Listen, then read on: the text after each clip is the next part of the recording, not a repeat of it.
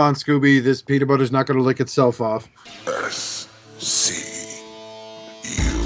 You are now listening to Shattercast Uncut. Prepare to be shattered with your hosts, Matt Baldwin, Skullface, Greg for Mercy, Oscar NJ Boy, T2RX6, Mega A1.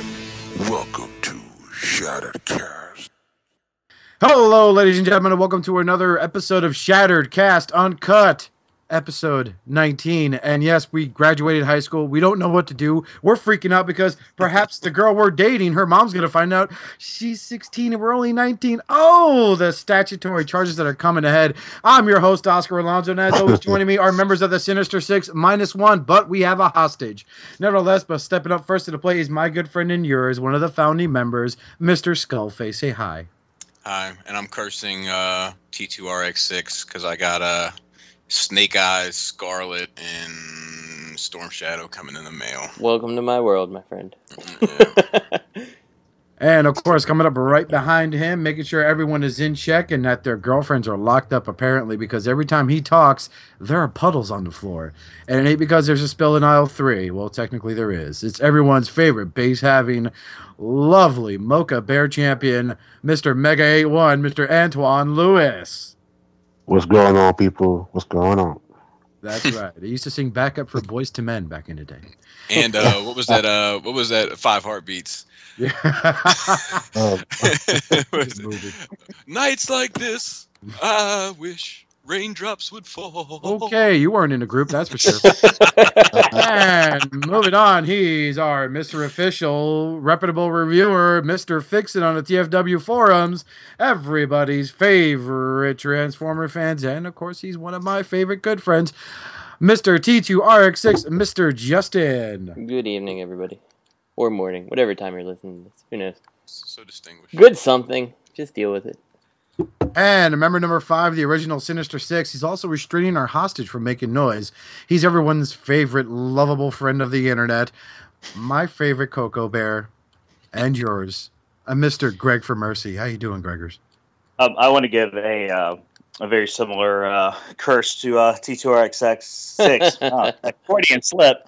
I got my Cobra Commander in the mail today instead of my TFC Gumball. So That motherfucker. Yeah. You're hearing it here first. Like, by next month, this will no longer be Transformers. It'll be G.I. Joe cast. It will only compete with the #1 G.I. Joe podcast in the world.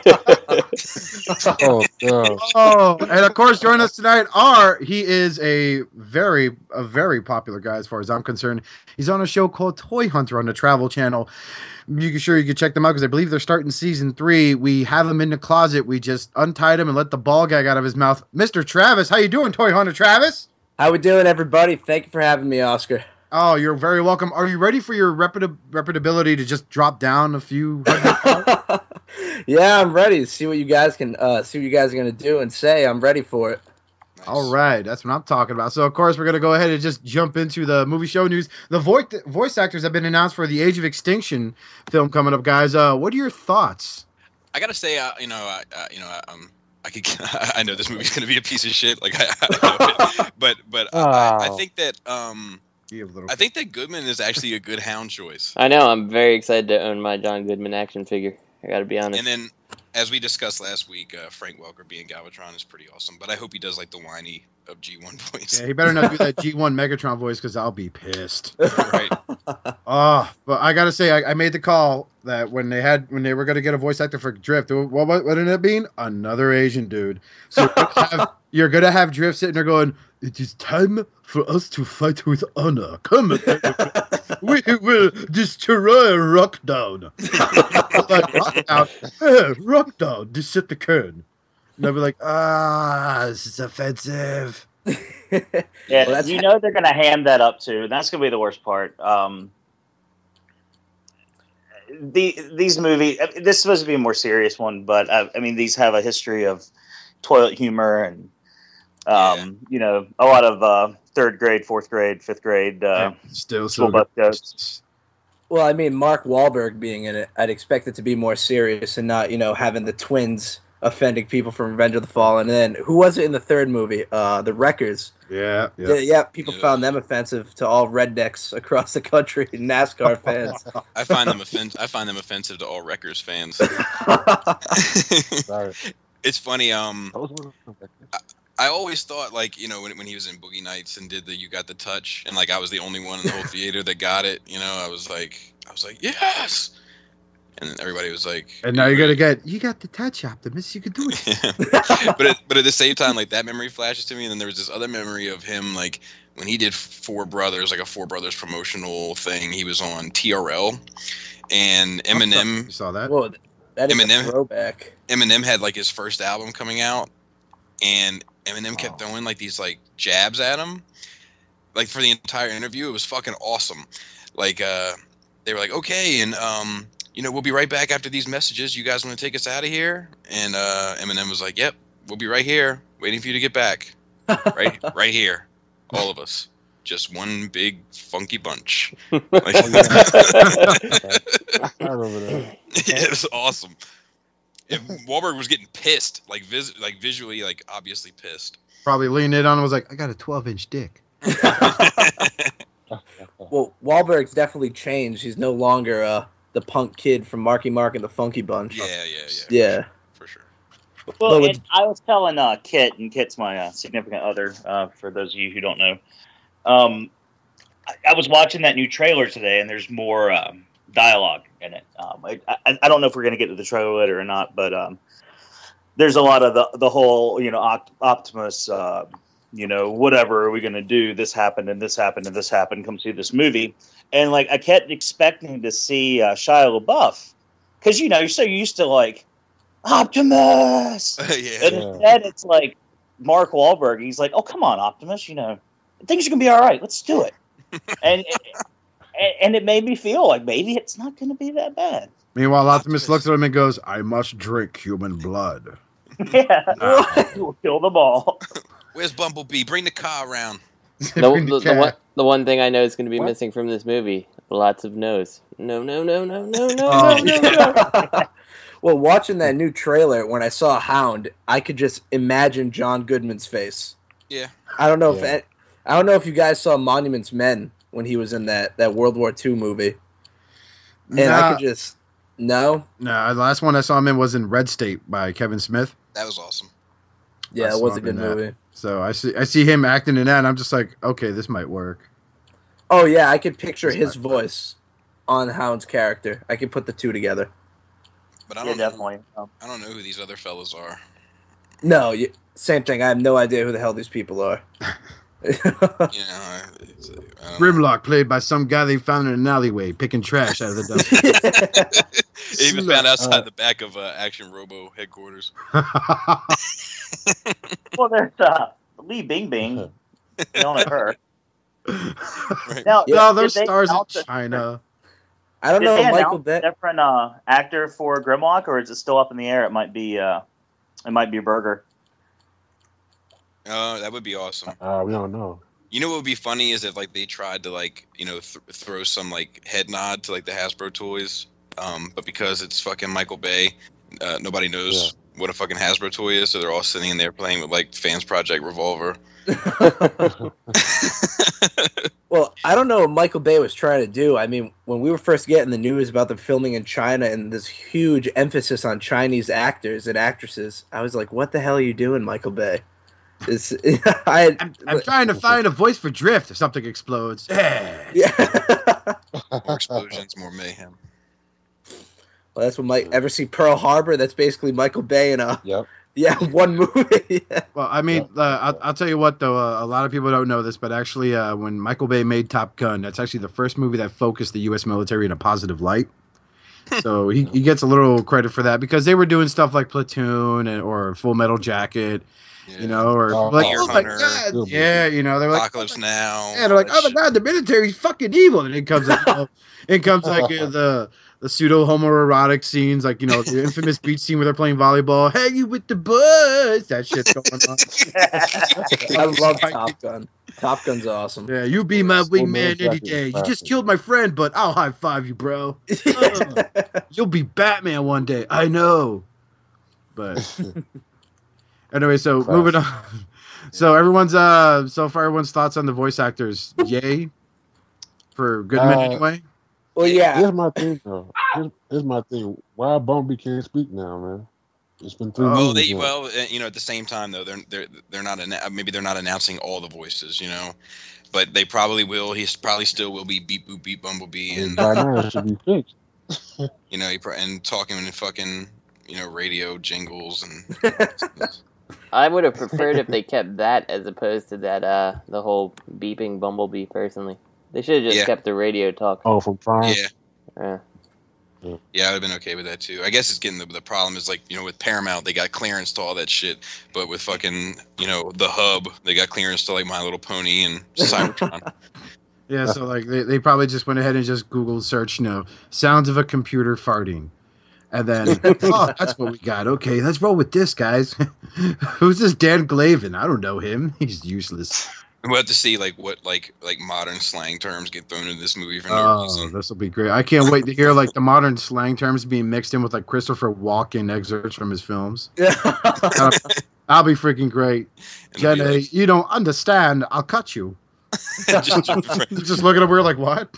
Frank Welker, Optimus, YOLO, and then, fire off. If that happens, I swear I'll just be like, nope, and just get up and walk out. You see Optimus hanging upside down by his feet in Lockdown's chamber. Galvatron walks up to him and goes, #winning.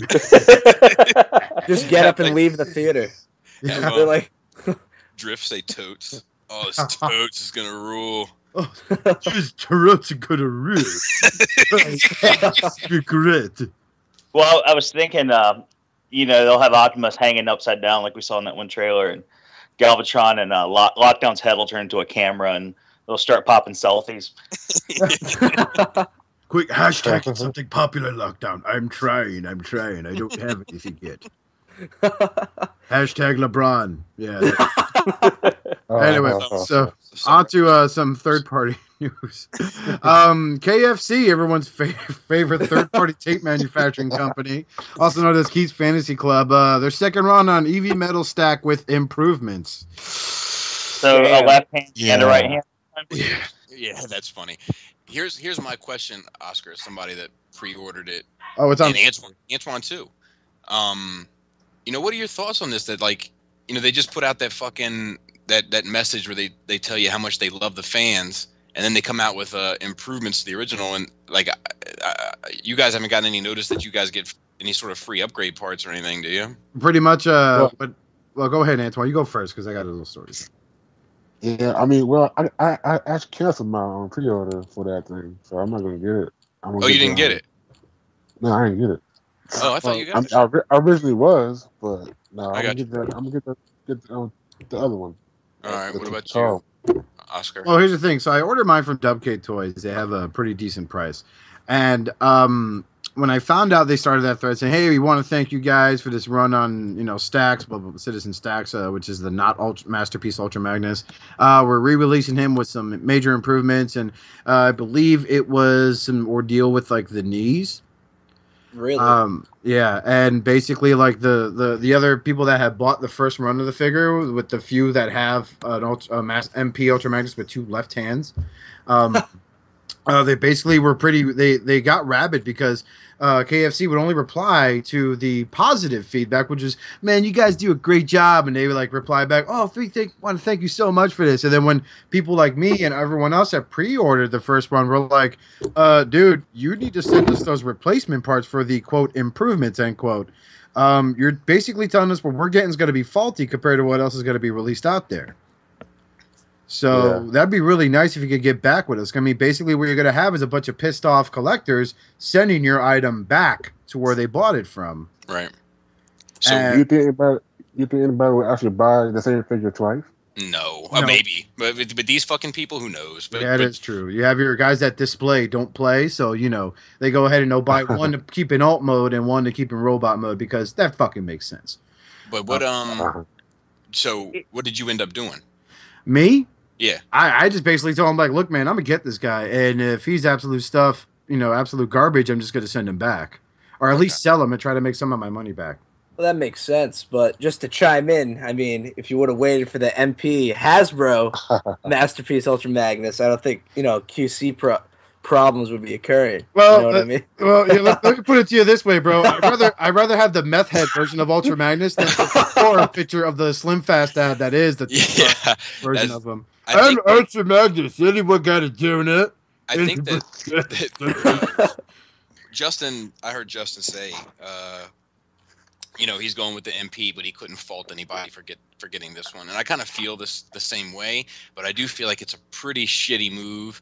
Just like what they did was, for anybody who doesn't know, they put out a Facebook statement saying, thanks everybody for your support for the first run of Ultra Magnus, and what we did in order to show our support for your support is you will have a very unique version of this figure.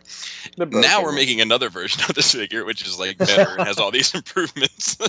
And it's like this will be the quote unquote not unique version, second run. You don't want this, and this is going to go to the people that order it later. And I just think that's a fucking shitty move. Well, just think that every single person who ordered the first one, if they break, then you've customized that just to yourself. Nobody else has one like yours. It Right. broke its own special way. I got that unique version. And I've been saying, like, since we first saw this thing, I mean, like what Travis said or just said, and I told him this before we did the show. Like, our favorite line, for the most part, here is the Takara Masterpiece, and that was what I was going with from the get go. And I mean, we've seen like pictures at P22, and everyone says it looks fat and it looks this, it looks that. But And we're gonna get to it because we got the pictures in the show. We got the new picture. Yeah. So don't think that as Justin don't think said, we don't have love for it, because we most definitely do. I mean, that's the one I think most of us are going to get, well, except for Oscar. But Yeah. Justin said, put So I sell this that shit. ass flap. That butt flap. That shit was so. Well, don't get me wrong. I gas mean, flap? this toy looks awesome. I would definitely screw with it. Yeah. Giggity. But I mean, like I do have like the Fans Project Ultra Magnus that uses the classics mold. Yeah, and it's it kind of gives me the same vibe, just basically a really articulated Ultra Magnus and not so much a masterpiece quality figure. Unless there's die cast in it that I'm not seeing. Well, I think there's not. I think that this is. I think that this is not. an improvement to City Commander, personally. Yeah. Because this has like it. City Commander, while it was cool and it kind of did its job for its time, like it's in my opinion, it always kind of looked like upgrade armor to a pre-existing. Like this looks like Ultra Magnus and nothing else. Yeah. Well, yeah, but Ultra Magnus was. I mean, if you go back to the toy, it was armor. I get it, And but I don't think that City Commander looked natural. Well, Yeah, well, I'll put it to you this way, dude. When I was growing up and I watched G1, right, every time Ultra Magnus was in the episode, okay, it wasn't like there was a white truck hauling a trailer, but there was never like, okay, when you transform, here's a white Optimus Prime and then all the armor. It was all one big massive unit, which is what I like about this set right here. You know? Oh, is that? I'm not even looking at it in the truck form. I'm just looking at the huge picture of it in robot mode. Yeah. Oh, it's gargantuan. So it's like a cartoon act. Oh, well, I mean, I guess, yeah, it's kind of like a throwback, so if you're into that, it's pretty neat. I think that it splits. It's split. This is one of those things like Frumble. It splits the fandom. Like either people I are love that. people are either like I got that from T2RX6. That's another trademark of T2RX6. Yes, I have no idea what that is. Justin's nickname is T2RX6. Okay. I was like, He that's says- some other he third says- party toy. I No, don't. he says, I don't call him Frenzy Rumble. I call him Frumble, and you can pick which one you want. So, Oh, Because some people are saying Frenzy is red. Some as people say as Frenzy. an official toy hunter, is Rumble red or blue? I don't know. It's tough. I mean, it's kind of both, I guess. I say it's Is it the purple. same- The cartoon was purple. What was he purple in the cartoon? It was like a bluish purple. It was like That's- yeah. But anyway, but I think that this is one of those things where it's like there's just certain people in the fandom that are like, no, the armor has to form around the bot, I mean, and there's certain people like Justin, like Gray, and then there's certain people that are like, why, as far as we know, it never formed around the body. I mean, you know, it has to do with the comics and all the fucking, and then people's attachments to the G1 toy. I mean, I thought originally this was supposed to be like a Voyager-sized figure, but it ended up being a Masterpiece, which was kind of the wrong move, I think. Well, Yeah, that's why I'm really impartial, because I didn't actually grow up with the G1, so that doesn't really have any effect to me. You're so lucky. Yeah. I mean, Bullshit. Yeah. Wait, what do you mean? If you didn't grow up with Oscar's saying that you're so lucky for not growing up with G1, and my response being bullshit, because if you didn't grow up with G1, then what did you have? Fucking Beast Machines? No, I actually had car robots, or robots in disguise. Oh man. Yeah, I was 6 when that came out. I mean, that's Power really Ranger wow. Transformers. Goodness gracious! Are you able to drink? No, I'm actually 18. Oh my god! Yeah. All right. Really? Yeah. People watch the show and they're like, "Oh, that kid's got to be 25, 26." And I'm like, "Nope, freshman in college." What? Maybe we should move on to the next topic so we can get you to bed on time.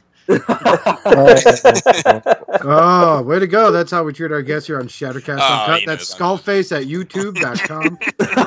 Send all hate mail that way.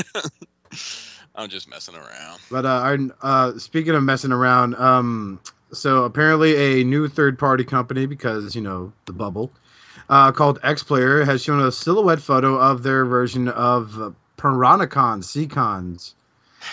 And Greg called this the moment it came out, like the moment the silhouette came out. And this link is to this guy who, like, I think messed with it on Photoshop and was able to bring out the original picture or put one over the other or whatever he did.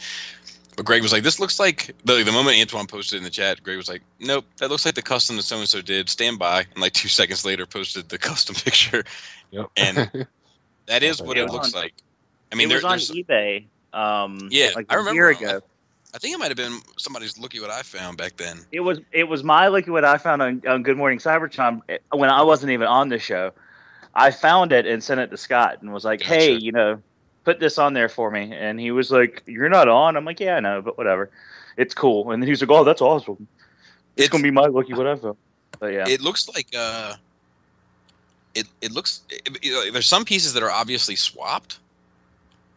Yeah. You know, like if you look at the lower right leg, like not his right but our right. Yeah. The feet are the same almost. The legs have like some of the pieces have been swapped. Like the legs look like Seawing, who's really an arm. Right. For the figure.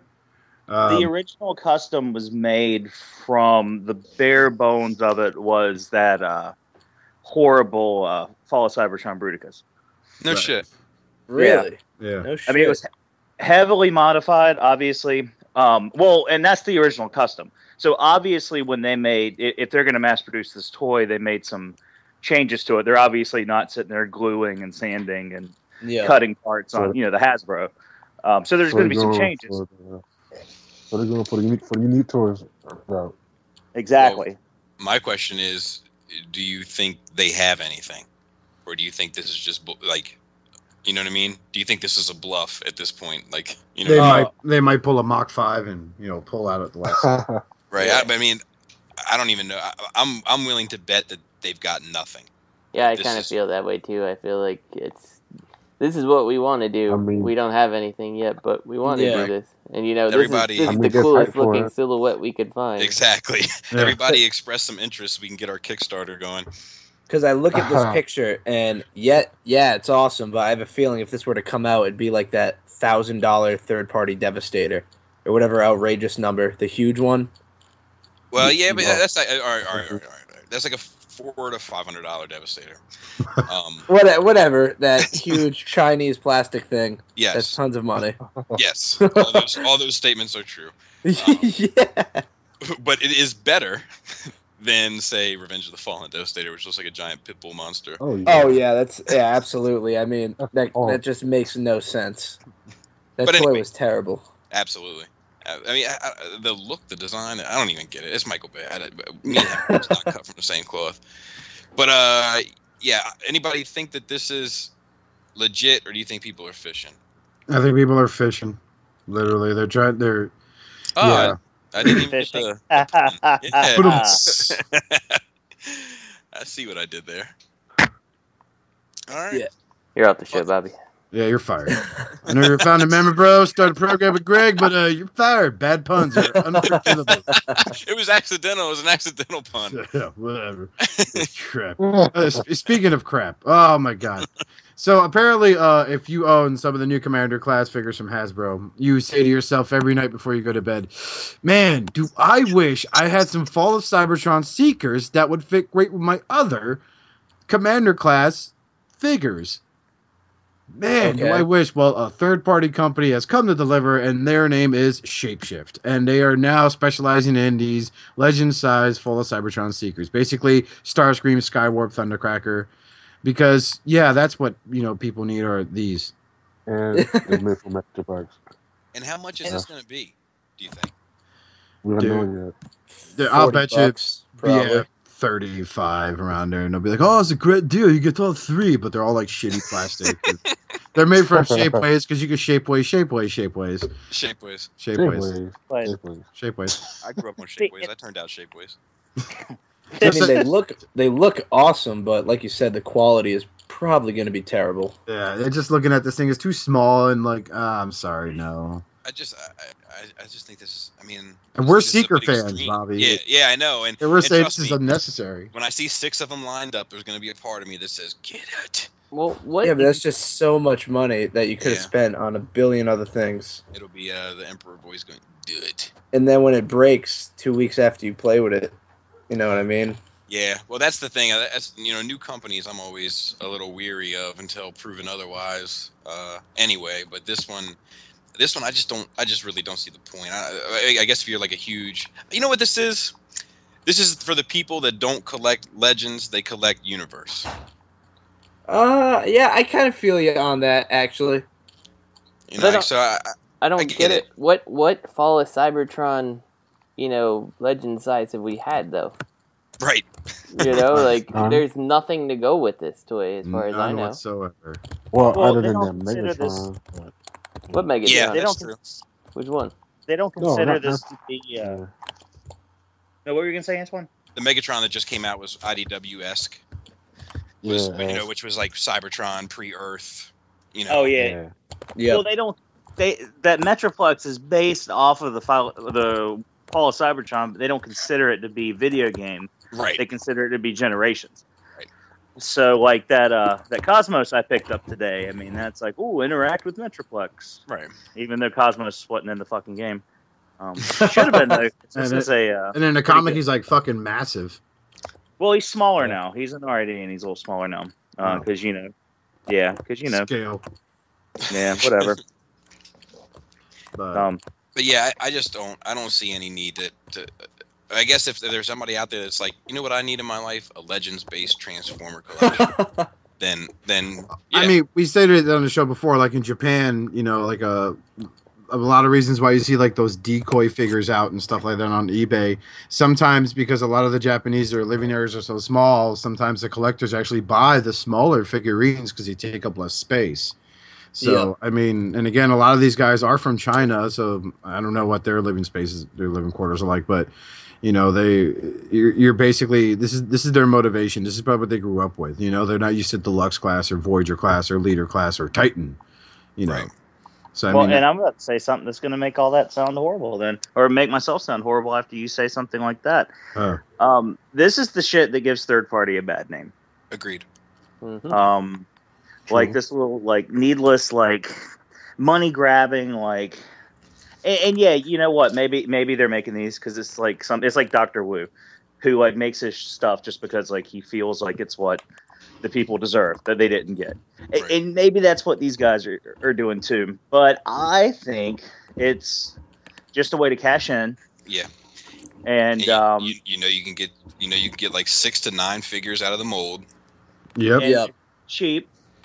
But it's just they're pushing the number. How many do you get for 35? You get all 3 for 35 or 35? Fuck no, 35 apiece. Yeah, absolutely. Wow. Oh, fuck that. I mean, we don't know. We're speculating on price, but I'm saying that how much was the fucking Impossible Toys fucking bumper and all that? They were like $30. They were like $30 a piece, right? Yeah. So I'm guessing that these will probably be around $30 a piece. That's my guess. I don't know. Nobody knows. And then some people, this is the stuff that like the casual fans, or like not even casual fans, like people that don't collect third party, they see this stuff and they're like, "Fuck that! What's the draw of that? Yeah, this shit." Well, Greg, going back to what you said, like how this gives third party a bad name, and like I told you before for this episode, I'm not really an advocate for it, but to defend it, it's like Hasbro. I mean, Hasbro's produced some complete pieces of shit for toys. They have, yeah. Regularly. Yeah. And it's the same thing, but it's not the same company. But you look at Fans Project, that's like better than Hasbro grade sometimes. Oh, absolutely. For what they produce, yeah. So it's not that I think it gives third party a bad name. It's just, this one company is just producing a piece of shit. Yeah, but what Greg's saying is like the fan that doesn't know any better. Oh yeah. And then says, "Here, check out this third party stuff," and this is the link they click. Yeah, they'd be very upset. It's like, think of it this way for everyone listening. You sit there and you talk up the strip club to your friend. You're like, "Oh man, the chicks here are banging. They're just 8-list all night, bro. You know what I'm saying, man? You don't even have to buy a drink." So your friend's like kind of weary at first, like, "Come on, bro, come on." I was like, "All right." He goes in there and the first stripper dancing on stage he sees has got a fucking fat cesarean scar and she's got a tattoo around it. So now he's like, "Oh, screw this, man." And he's all waiting in the car the whole night, and you're like, "Oh shit, man, one of the D-list girls are here." So that's exactly what we're talking about. Oh, yeah. I'm just saying. No. What I was saying was like, this isn't a one-off deal. There are 10 other companies in line behind these guys to make a similar product, and it's all subpar. It's like I told. I actually told that company last week that the concept arts or whatever on that TFW thread. And what I said on the show that I see what they're doing, and for you, Travis, this company is basically knocking off Hasbro molds, and they're making improvements to turn them into different characters. Whatever, you a big whoop with the justification that they're already being knocked off already. Why shouldn't we take advantage of it? And see what I told, and what I actually told the company in a direct thread to them was, I don't see this as like a bad product or whatever. I see this as squandered potential. These guys obviously have resources. They have the drive to make something. They have some level of creativity. I don't know about these guys, but whatever. And instead of making like a really good figure that we deserve, they make like some crap. Yeah, exactly. And it infuriates me because with this bubble, and Oscar's used that term a couple times already. This third-party bubble is when you used to just have your Fans Project. And then you had TFC, and then you had like a couple other companies. But now it's like 3, 6, 20 toys and throwback 80s fans. Dark Side of the Moon Toys Limited Company Incorporated, making their 278-01, also known as Not Rewind. I mean, it's just retarded. Yeah, there's just so many companies. The third-party market's just absolutely getting flooded. Yeah. But the cream will rise to the top. Just like anything else. And the other shit will fall by the wayside. We've already had one call it kaputs, and I'm sure there's others. And they're a whipping boy for life. Yeah, which I guess 2. We've had 2 call it quits. Yeah. Impossible Toys and Rock Affair. Impossible Toys has always been my whipping boy. You know that. Right. I don't consider Mach 5 because they never got off the ground. Yeah. They made one figure that looked cool, like a design for it, and then they were like, all right, we're going to make this 5 other toys. And just and that's where this company that we're talking about, Shapeshifters or whatever, will fail or it will succeed where Mach 5 failed because they'll be able to make 6 figures out of this and nobody will bat an eye. Until they're like, oh, Snapdragon. You're like, what? What? Like, no, you guys didn't know. Look, you just changed the heads, and now you have Snapdragon look the same as the Seekers. You guys didn't know that? You guys are dumb. You don't know your Transformers. All 6 of them in jets. You stack them on top of each other. You've got your Monstructor. That third-party Cybertron Monstructor that everybody's been looking for. Get you some of that blue putty that you use to hang up posters on you all, and then just slap them on every limb, and booyah, you got a combiner. And speaking of booyah, So here's something that we've been, stalking on this podcast for a while since their announcement. It is, of course, our good friends over an update on the Clones figures, Rotor and Furrow. Am I saying that right? They're by X2 Toys. Furrow and Rotor, also known as not Cloud Raker. No wait, Cloud Fastlane. And Fastlane. Yes, I said it right. Oh, go me. Yep, you got it. And not understanding Justin, the decisions on their ball joints. Justin and I have been like talking about this. Like, I think that Justin and I think that we can will this shit into the universe. If we keep talking about it, we can will it to fix itself. But it's just like, you can look at all these pictures just in this link that you click here. Every picture tries its damnedest to hide those ball joints. Every single one of them. So I'm thinking it's not fixable. You know what I just realized? The bottom right one shows him in like a running pose, and he's most definitely using that awful ball joint to go forward. Oh, but I mean, look at the plus side of having that ball joint there. You can have them posing doing a wicked axe kick. So you can pretend they're in Street Fighter, and you can have a blast. Yep, and as long as you pose them, you can hide our fucking design error. Yeah, our major. So it's my responsibility to hide your fuck up. I get it. Personally, my plus to the ball joint is that my wallet doesn't have to spend anything on them. This company's must be American, because it just fucking wants to pass the buck to somebody else to make them responsible instead of taking responsibility for their own actions. Yeah, and I said it before. I said it last week. Like, I don't have a huge attachment to the twins, or the clones rather, Decepticon or Autobot. I mean, I just don't feel that. I mean, my collections are Masterpiece, G1, like first couple seasons, most, and then my IDW comics collection. My two favorite victims. What a snobby bastard with your collection. I don't own any deluxe class figures. Trying to fucking save the money, not buying this bullshit. You just bought a Cosmos. I bought Cosmos. This is a good figure. It's going to go great with my my Swerve and my Gears and my your Lost Light crew. Yes, my Lost Light crew. Yeah, my Captain Megatron. You need like a Masterpiece scale Cosmos to go with your Lost Light crew. He's smaller now. Huge. Oh, he is? Oh, because to match the toy. Yeah, exactly. God damn those motherfuckers. That's where Hasbro comes along and influences. You know what? All they had to do was just say IDW. Travis, do you read comics all? A little bit. Like I read some of the original G1 comics. That's about it. Oh, that was the good stuff from Marvel. Yeah.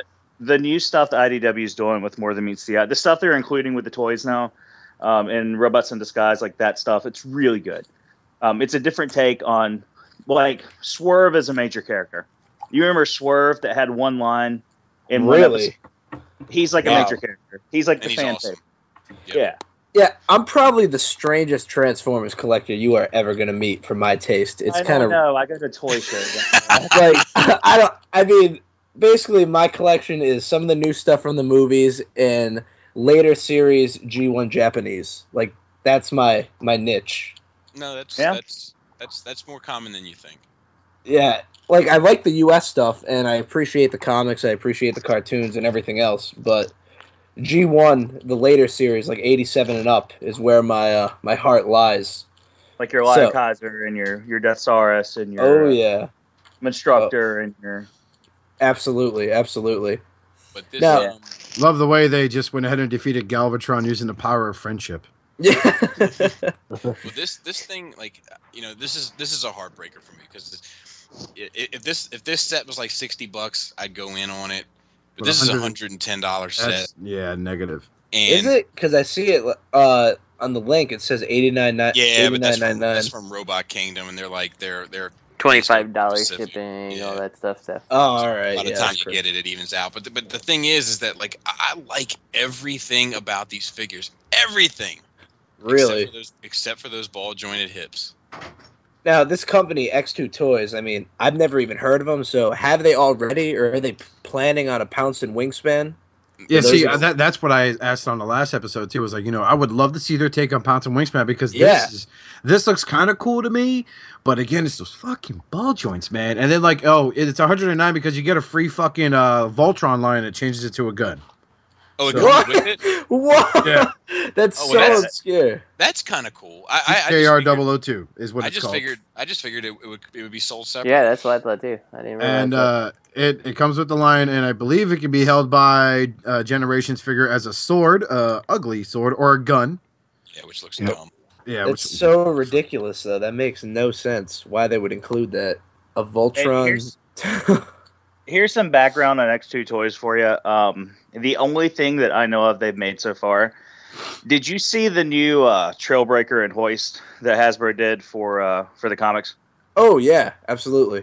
Okay, X2 Toys made a kit to give Hoist his wings and little towing setup from the original toy, and they made a gun to go over Trailbreaker's hand. And that's all they've made. And they made the Metroplex gun. They made a Metroplex gun. Oh, a Metroplex gun. Yeah, that wasn't anything special. So this is like their first step into full figures. Yeah, exactly. Yeah. Oscar, I don't think that the lion comes with it, man. From what I was reading, it comes with him, dude. It's part of the set. It definitely does. I've seen it too. Yeah. Oh, I guess it does. God damn. Because they call it a 3-pack. You have no honor. That would be on purpose. But this is, that does kind of sweeten the pot a little bit. Really? Does it really? It does a little bit. Like if Bobby, let's say they're making good decisions. Are you making right decisions? I'm making good choices right now. Because like if they let's say they make the Pounce and Wingspan next and they put another fucking lion, and then before you know it you buy wait before you know it you buy all the sets and you got a fucking Voltron set as well. That would be crazy. That would be pretty badass. All right, KFC, just make them all tapes. Fuck it. No. But No. But I don't know, man. The only thing I really like these. I just hate their choices for the ball joints. And like I'm looking at all the pictures, and I'll be damned if they're not trying to hide it in every picture. Oh, they definitely are. They definitely. I can see what you're talking about, and they just don't look good. Heartbreaking. Yeah, I think I'm gonna wait for a review, and if somebody's like, here's that's what I'm gonna do. Here's the trick: turn this motherfucker around 180, spin the swivel back around this way, and I'm be like, okay, put him in the cart. Yeah, I'm in the same boat. I think. I feel like a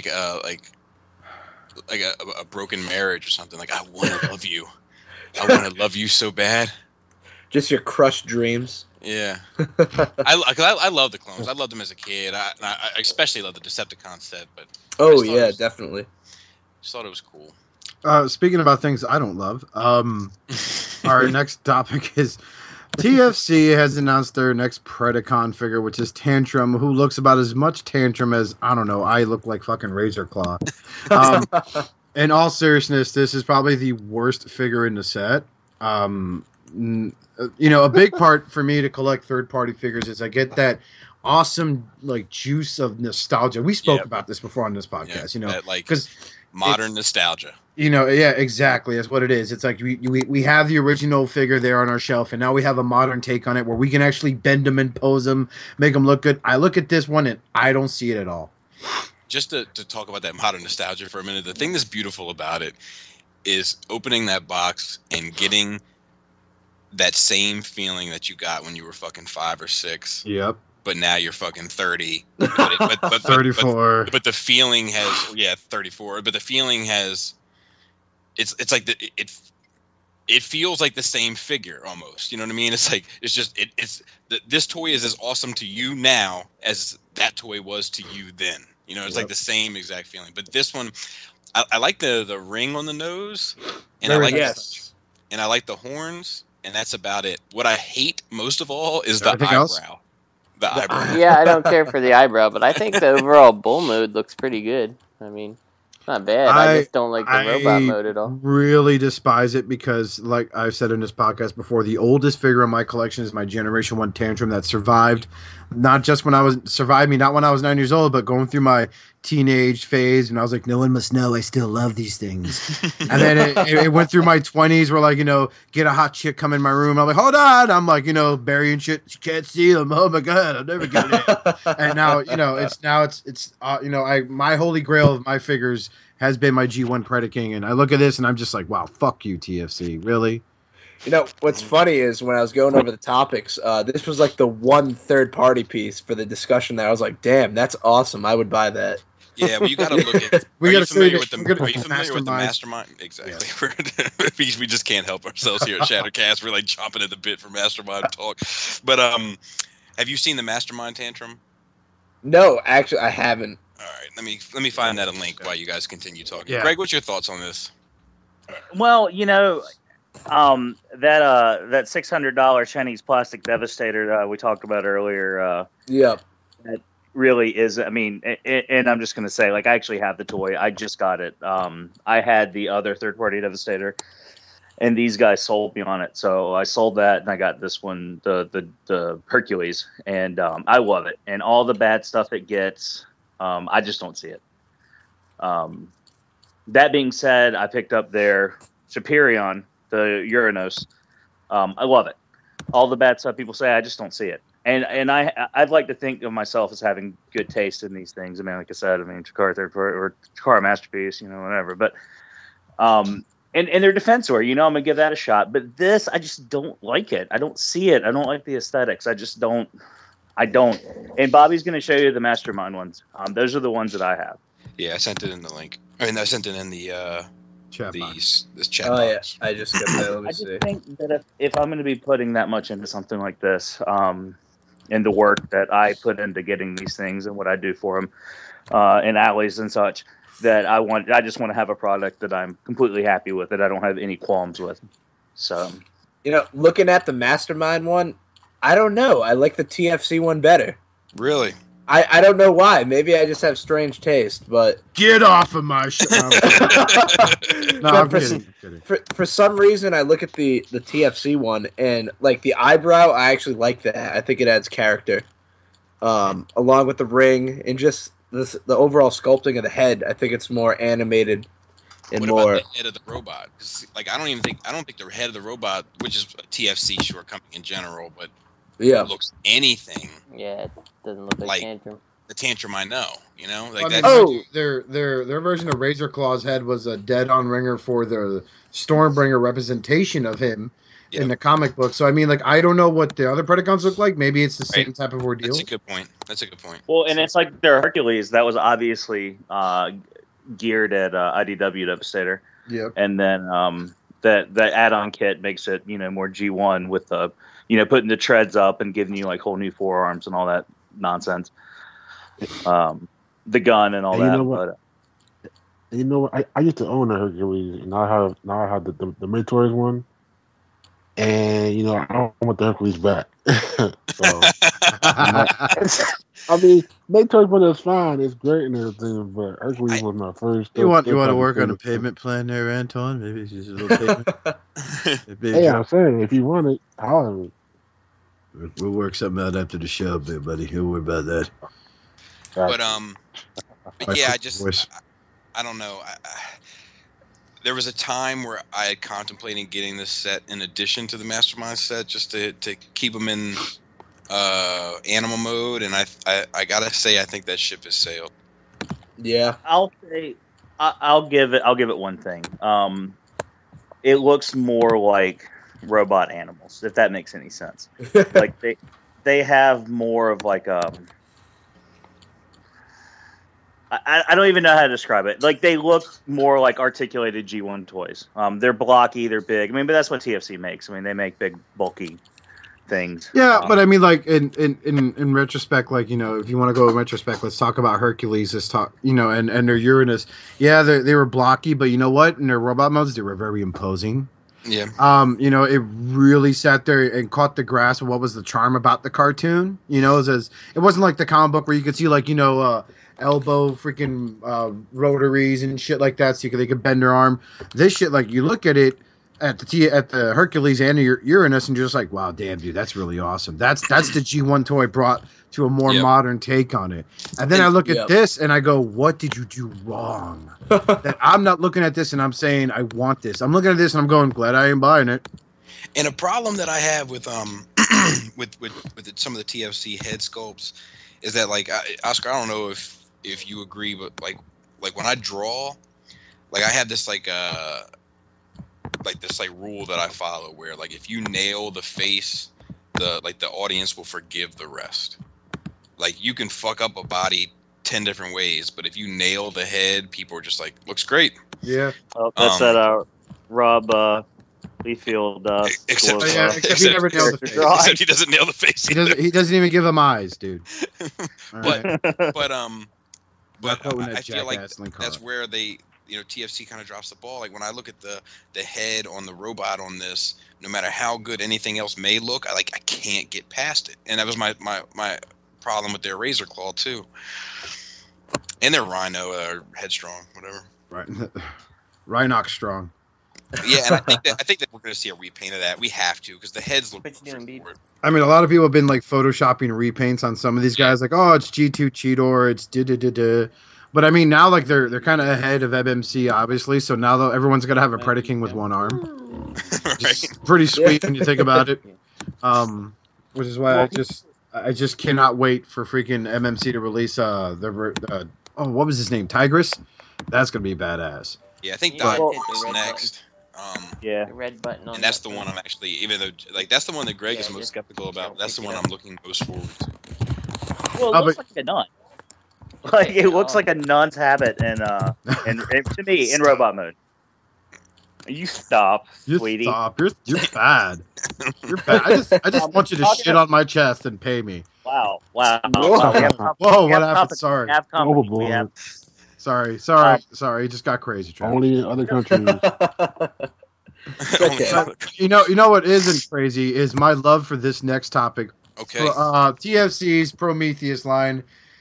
They have introduced their Not Groove from their protective options. And I like this guy. I really do, man. He looks fucking awesome. Look, we tried not to do step-by-step updates on Shattercast, and I saw this in the notes, and I almost erased it, but I love it so much that I had to keep it in. Yeah, man. Yeah, I think it's good.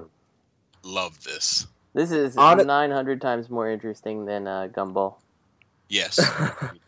Honestly, looking at this, I would buy it just for the vehicle mode because it's a Tomahawk motorcycle. That is sweet looking fucking alt mode there. Yeah. Yeah, I mean, I love this. I don't have a complaint. Nope. I think it's well done. I got nothing, and I'm selling stuff so I could get Gumball because this is going to complement your Masterpiece Prowl so well for his little police force. Yeah.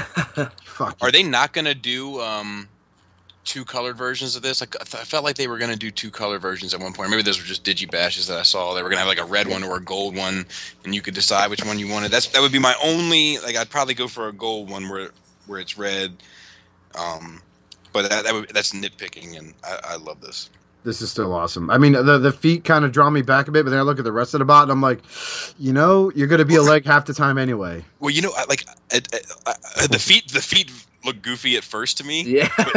But now they're kind of part of my favorite thing about it. Like, it's so G1 reminiscent, of those big floppy feet that never separated, no matter how. Yeah. I look at this and I'm just like, Hasbro, why can't you make toys like this? And this is why we collect third party. This stuff right That's the reason why we go third party. Yeah, that's the thing. Like, everybody on this podcast, I think would, if Hasbro or Takara, Hashtag, whatever, started making toys of this caliber of a higher price point, I understand because of the amount of detail and everything that's going into them. Started making toys of this caliber aesthetically. I think we would all jump ship.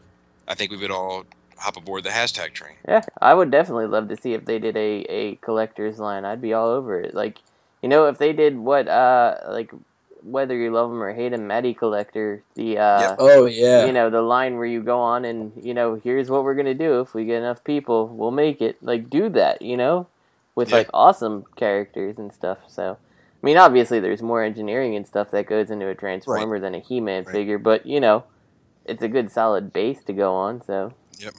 I'd say that would work with me because, like, the big complaint that a lot of the Matty Collector He-Man subs have, they're like, oh, we have to sub to get these 3 or 4 figures, but then we get our Princess of Power thrown in there, or we get our Filmation figures. But for me, being a fan of the new comic books, minority characters are, you know, key to the storyline. So I'd be happy getting a nice third party. No, I don't know, throw somebody out, random character, Right? Duocons or whatever. Right. You know, I'd be happy getting that. I mean, I'd sign up for it just for the obscure characters. Yep. But we do have the BotCon stuff. Yeah. Which, by the way, all of it was sold out. So whoever's going ain't gonna try. I won't get one. Is it really? The BotCon set already sold out. They mishandled the numbers. So. Yeah, there's only 215 bag sets this year, I believe. Yep. Oh, so it's like 08, where they shorted the Shattered Glass set. That was the one I went to. Really? Yeah. Way to go, Fun Pub. Now, My God. okay, so let me ask you this real quick before we start talking about this. Being on the show that you're on, Yep. you look at a lot of things from a I guess a long-term collectible like standpoint, and like you find things that you look at the long-term value of things. I guess Yes, I would say yep. people would pay for it. That being aside, like. That being a completely separate thing with the set, because you know it's going to go for a lot of money and it's going to go for money later and blah, blah, blah, blah, blah. What do you feel about some of this like BotCon exclusive stuff that comes out? That yes, it's pricey. Yes, it's going to be something that's going to hold or gain value. But at the same time, is it really something that you personally would want to have in your collection? Well, I do have BotCon stuff in my collection from the conventions I've gone to, and just some of the older stuff like the Fractal Rat Pat set and the Night Racer and Breakdown. And really, it does hold its value because it's so limited, and the biggest thing going for it is that it's actually a Hasbro Takara product.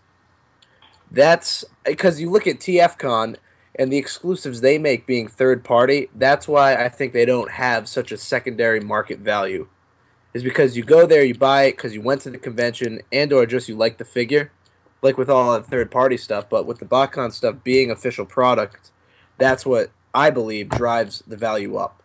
I think that the problem with the TFCon exclusives personally is that recently they've been fucking GoBots, and we have a big GoBot fan on our show, so I'm not trying to get him upset with me. I'm getting in the car right now to come and tell you. But you know, it's just that, you know, if it was a He-Man figure, it probably wouldn't do so well among Transformer fans. Do you know what I mean? Like, there are a lot of Transformer fans that like GoBots, but all the Transformer fans like Transformers. Yeah, like I went to TFCon last year and I bought the exclusives just because I was there, and it's a reminder. In Canada? Yep. I was there. Really? No shit. Yep. Maybe you got brush shoulders. Yeah, man, we got to get Doc Brown and go back in time and kick it. He walked past Skullface. He's like, bald motherfucker. All up in I'm gonna push him down the stairs, and his friends are like, no, don't do it, bro. No, I don't care. Hold me back. Oh, sure. He wants it for his, and then he makes bunny ears. Daughter. Yeah, I've Well, what's that kid think it is? Oh, wait, it is his daughter. Well.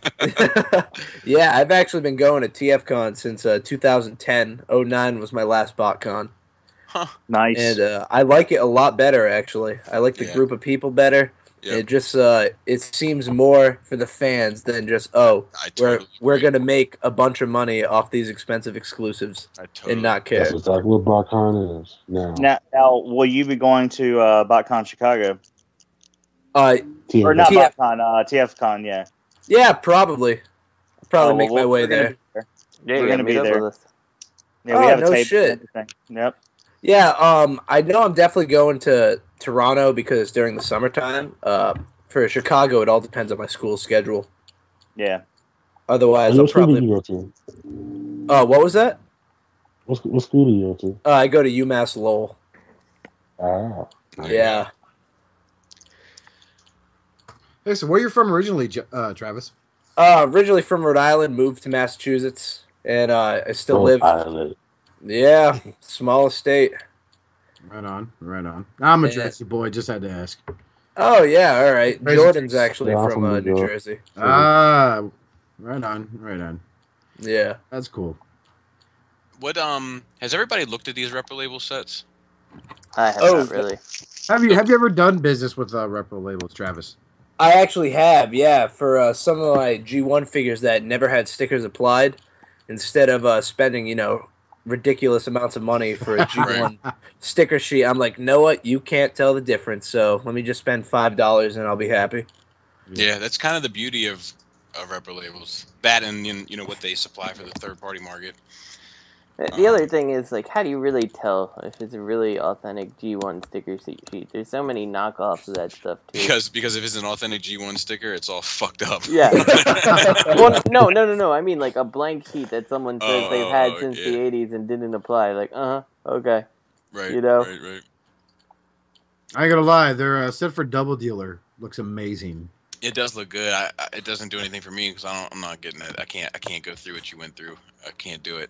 Yeah, and Double Dealer is one of my favorite G1 Transformers. Really? I love the commercial for it too. What's Optimus Prime doing with that guy? That's Double Dealer, the Decepticon mercenary, or is he an Autobot? I don't know. He goes where the money is. Yeah, it's like pushing. That's why you purchased. That was awesome. So yeah, that was definitely one of my favorite G1 figures. I gotta be honest. I'm not crazy about the Razor Claw set. Well, it just gives it the chrome bits. Yeah, but I kind of... It's one of those things you could do without. I feel like the scoop set is almost entirely unnecessary. Yeah. Every time I see that scoop head sitting in the fucking cockpit of the I'm just like, I get a little... You know what actually would remind me of when that happens is my RRD collection. Car robots. They're for you there, Travis. Like the Autobot brothers. Yeah. Two of them, you can see their face in their freaking car itself. Yeah. And it's like, that's a little awkward. Like if that pulled up to me and his giant head just turned its head at me and it goes, hurry up, get in the car. I'd be like, no. No. For me personally, like, I mean, yeah, like if you're going for realism, like that's one thing. But I love that shit.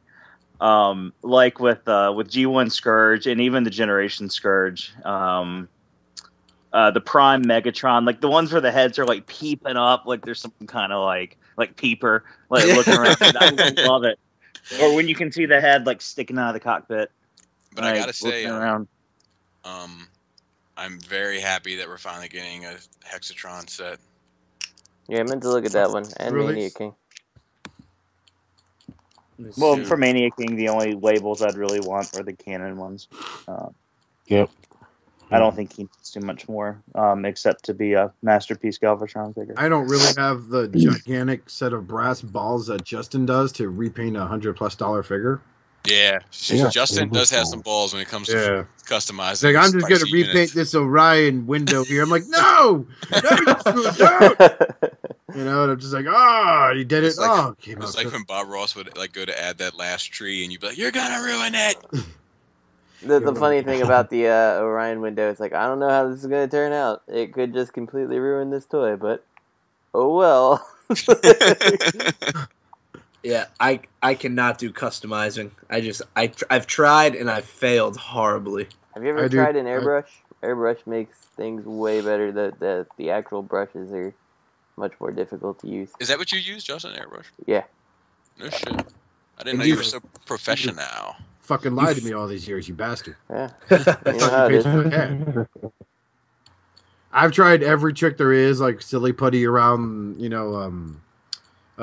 like silly putty around like the parts you don't want painted, or you go like you're an auto detailer and you start masking tape all the parts you don't want painted. Yeah. I always manage to fuck it up severely, so when I peel the tape, like the paint strips, some paint strips along with it, or the silly putty like leaves the residue on the figure itself, and it's like, it takes forever to freaking clear up. So I've basically given up, and it's like, wow, this would look great if it was white. How much to get it done by someone else? It's $20. It's a good bet. It's a good bet. So, but yeah, I'm definitely in for the Hexatron, and I'm trying to find the wings of Uranus. This Mania King set looks amazing, so I definitely recommend that. I may have to go for it. I'll probably just paint my Mania King. Is this going to be like $16 too, just like the Terminus set? Because that's what kind of nerks me sometimes is the price. Yeah, it's 11. Oh, it's yeah. That's the thing about Ripper labels. I'm like, well, can you release a set that only has the labels that are cool? Like some of them have so much extra stuff. Like I feel like we could save like $10 here if you cut these out.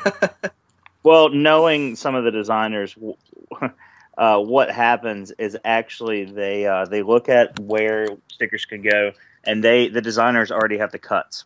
Yeah. And then they fill in the blanks, basically. So, and I've asked that too, especially for sets like the battle tanker. I wanted the robot stickers, but I didn't want the huge G2 Optimus Prime burning down a forest on the side of the tanker. And I asked, like, can I just get the one sheet? And they're like, no, we'd be losing money. I'm like, you only have to print half of it. It's separate sheets, but yeah, they can do it.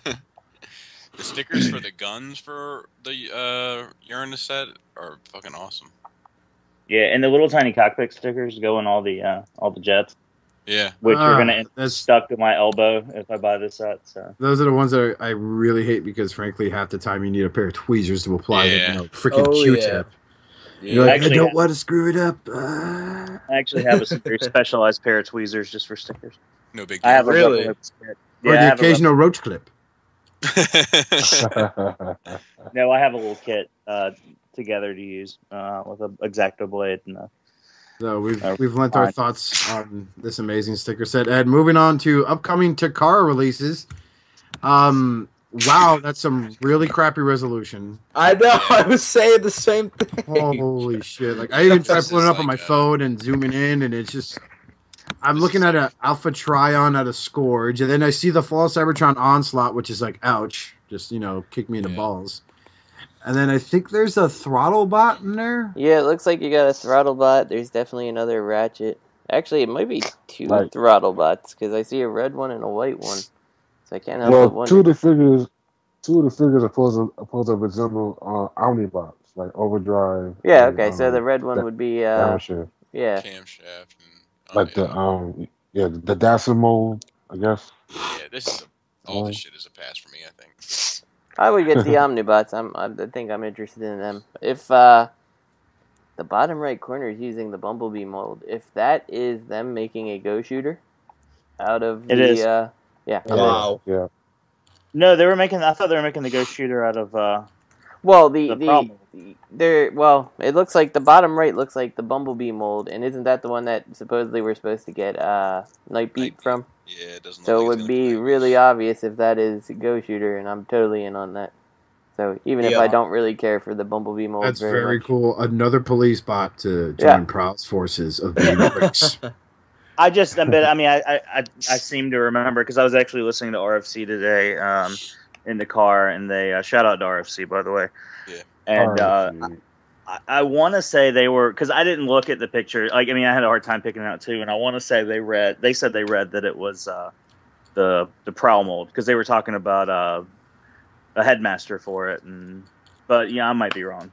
Shout out to Robo Rob Springer, as a matter of fact, for talking me down from going to World War III a couple days ago. That's a side story. But yeah, I would. That's the Jazz mold for the red one? The it kind of looks like it. Yeah. Yeah. I might get that one. That would be it. I think for me, really. Yeah, I'm feeling the Go Shooter and the Alpha Trion. That's that Alpha Trion. I can't. That's not a bad mold. That is really not. I mean, they're kind of killing it with that mold. Exactly. It worked for Ratbat. Maybe we'll see how it goes. I mean, these are going to be a whopping 30-35 per deluxe class. That's true. Because they're fuck out of these things. Oscar. It's a good price. What do you want? I mean, you cry all the time. I want Alpha Trion. I make Alpha Trion. Not too much money. Oh no, you go ahead. You pay $120 for stupid third party. You cry for $35. You raise your Americans. Go commit. I mean, on the Alpha Trion, I bet it's going to be the head that seals the deal or not. Yeah. Yeah. Well, that's how that Ratbat was. Man, that head. That head was. It sounds I'm sure it was, That- guys. hey, I'm that sure it was. Great head, Bobby. So Oscar, would you rather have DEFCON or this Alpha Triumph? I would rather have none if I had to make it. I don't necessarily need an Alphatron to live every day on this planet, but I'm always down for another police type bot. So there's Go Shooters and Win. And supposedly there's a Sunstreaker police type. No way. Yeah, I don't know. Number 3, I don't know just the what that white is. one. And right, I can't zoom in because this is a shitty fucking resolution. I would fucking get it. Japan. I would get a Diaclone Sunstreaker. That'd be awesome. Yep. So There's that is definitely- it's apparently- from the Universe Sunstreaker. someone apparently read them all. Mr. Jeff Stein, you get credit, sir. Number 1 is Alphatron. Number 2 is The Fallen. Wow, really? Wow, that's Yeah. crazy. That is reaching for that mold. It looks like T-Rex arms. Sunstreaker police type. Then there's Smokescreen, a modern take on Smokescreen. Oh, Okay. that's kind of cool. They're kind of. I'm a big fan of the Datsun Bros. Autobot Drift Black version. Yeah, I believe when he was called Deadlock, I believe he had dark. yeah, that's Yeah. what they're saying. Yeah, Overdrive. Then you have Camshaft. Then you have Downshift. Then you have a Metals Silverbolt.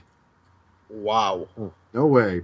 And then Go Shooter. repeat So something? yes, Justin, that is a Go Shooter. Sweet. I am in on Go Shooter at the very least. I am in on the Police Sunstreaker and Go Shooter because I need more police bots. So they could go ahead and throw racial slurs at Blaster.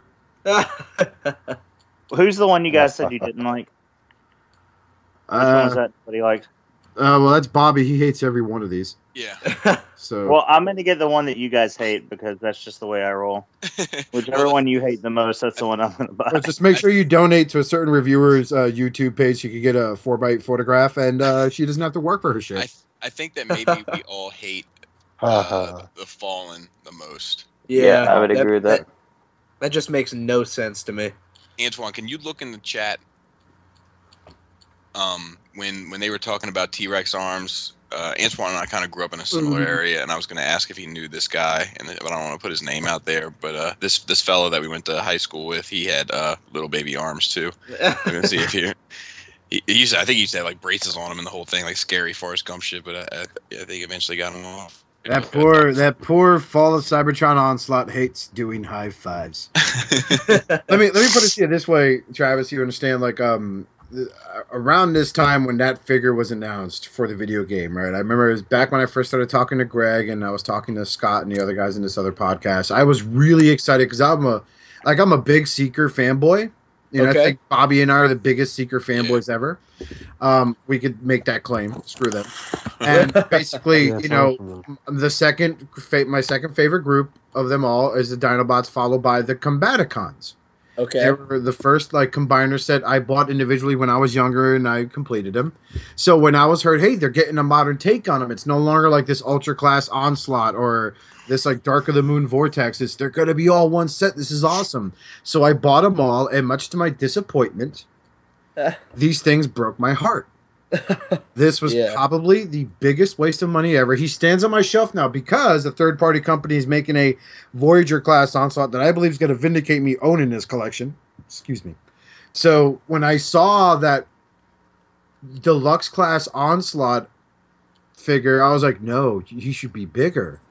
You know, the core piece for a combiner should always be the biggest piece. What is this garbage? And you couldn't pose his legs worth a damn, and his head popped off. And it's like, if I paint this guy gray, red, and gold, you know, hey, look, it's Grimlock in, you know, vehicle mode. Yeah.